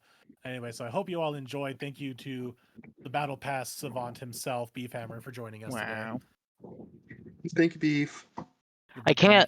I can't be mad because So I do have like 4 games with battle passes going on, so it's like I guess I can't really This is who disagree. you are. But yeah, I know The it's savant. my fault. But yeah, it was fun. Thanks, guys. So hopefully I'll have you back for some other things. But thank you all for joining in on this rousing discussion about live service games. Make sure to tune into the new episode of Slice of Anime if you're into that, and next Saturday for the next episode of Slice of Gaming as we see what else is happening on in this crazy industry of ours. Anyway, so make sure to leave a like, subscribe on YouTube and all the audio platforms that we are on. And I guess we'll just say, have a good night, everyone. good night. Good night, gang. Night.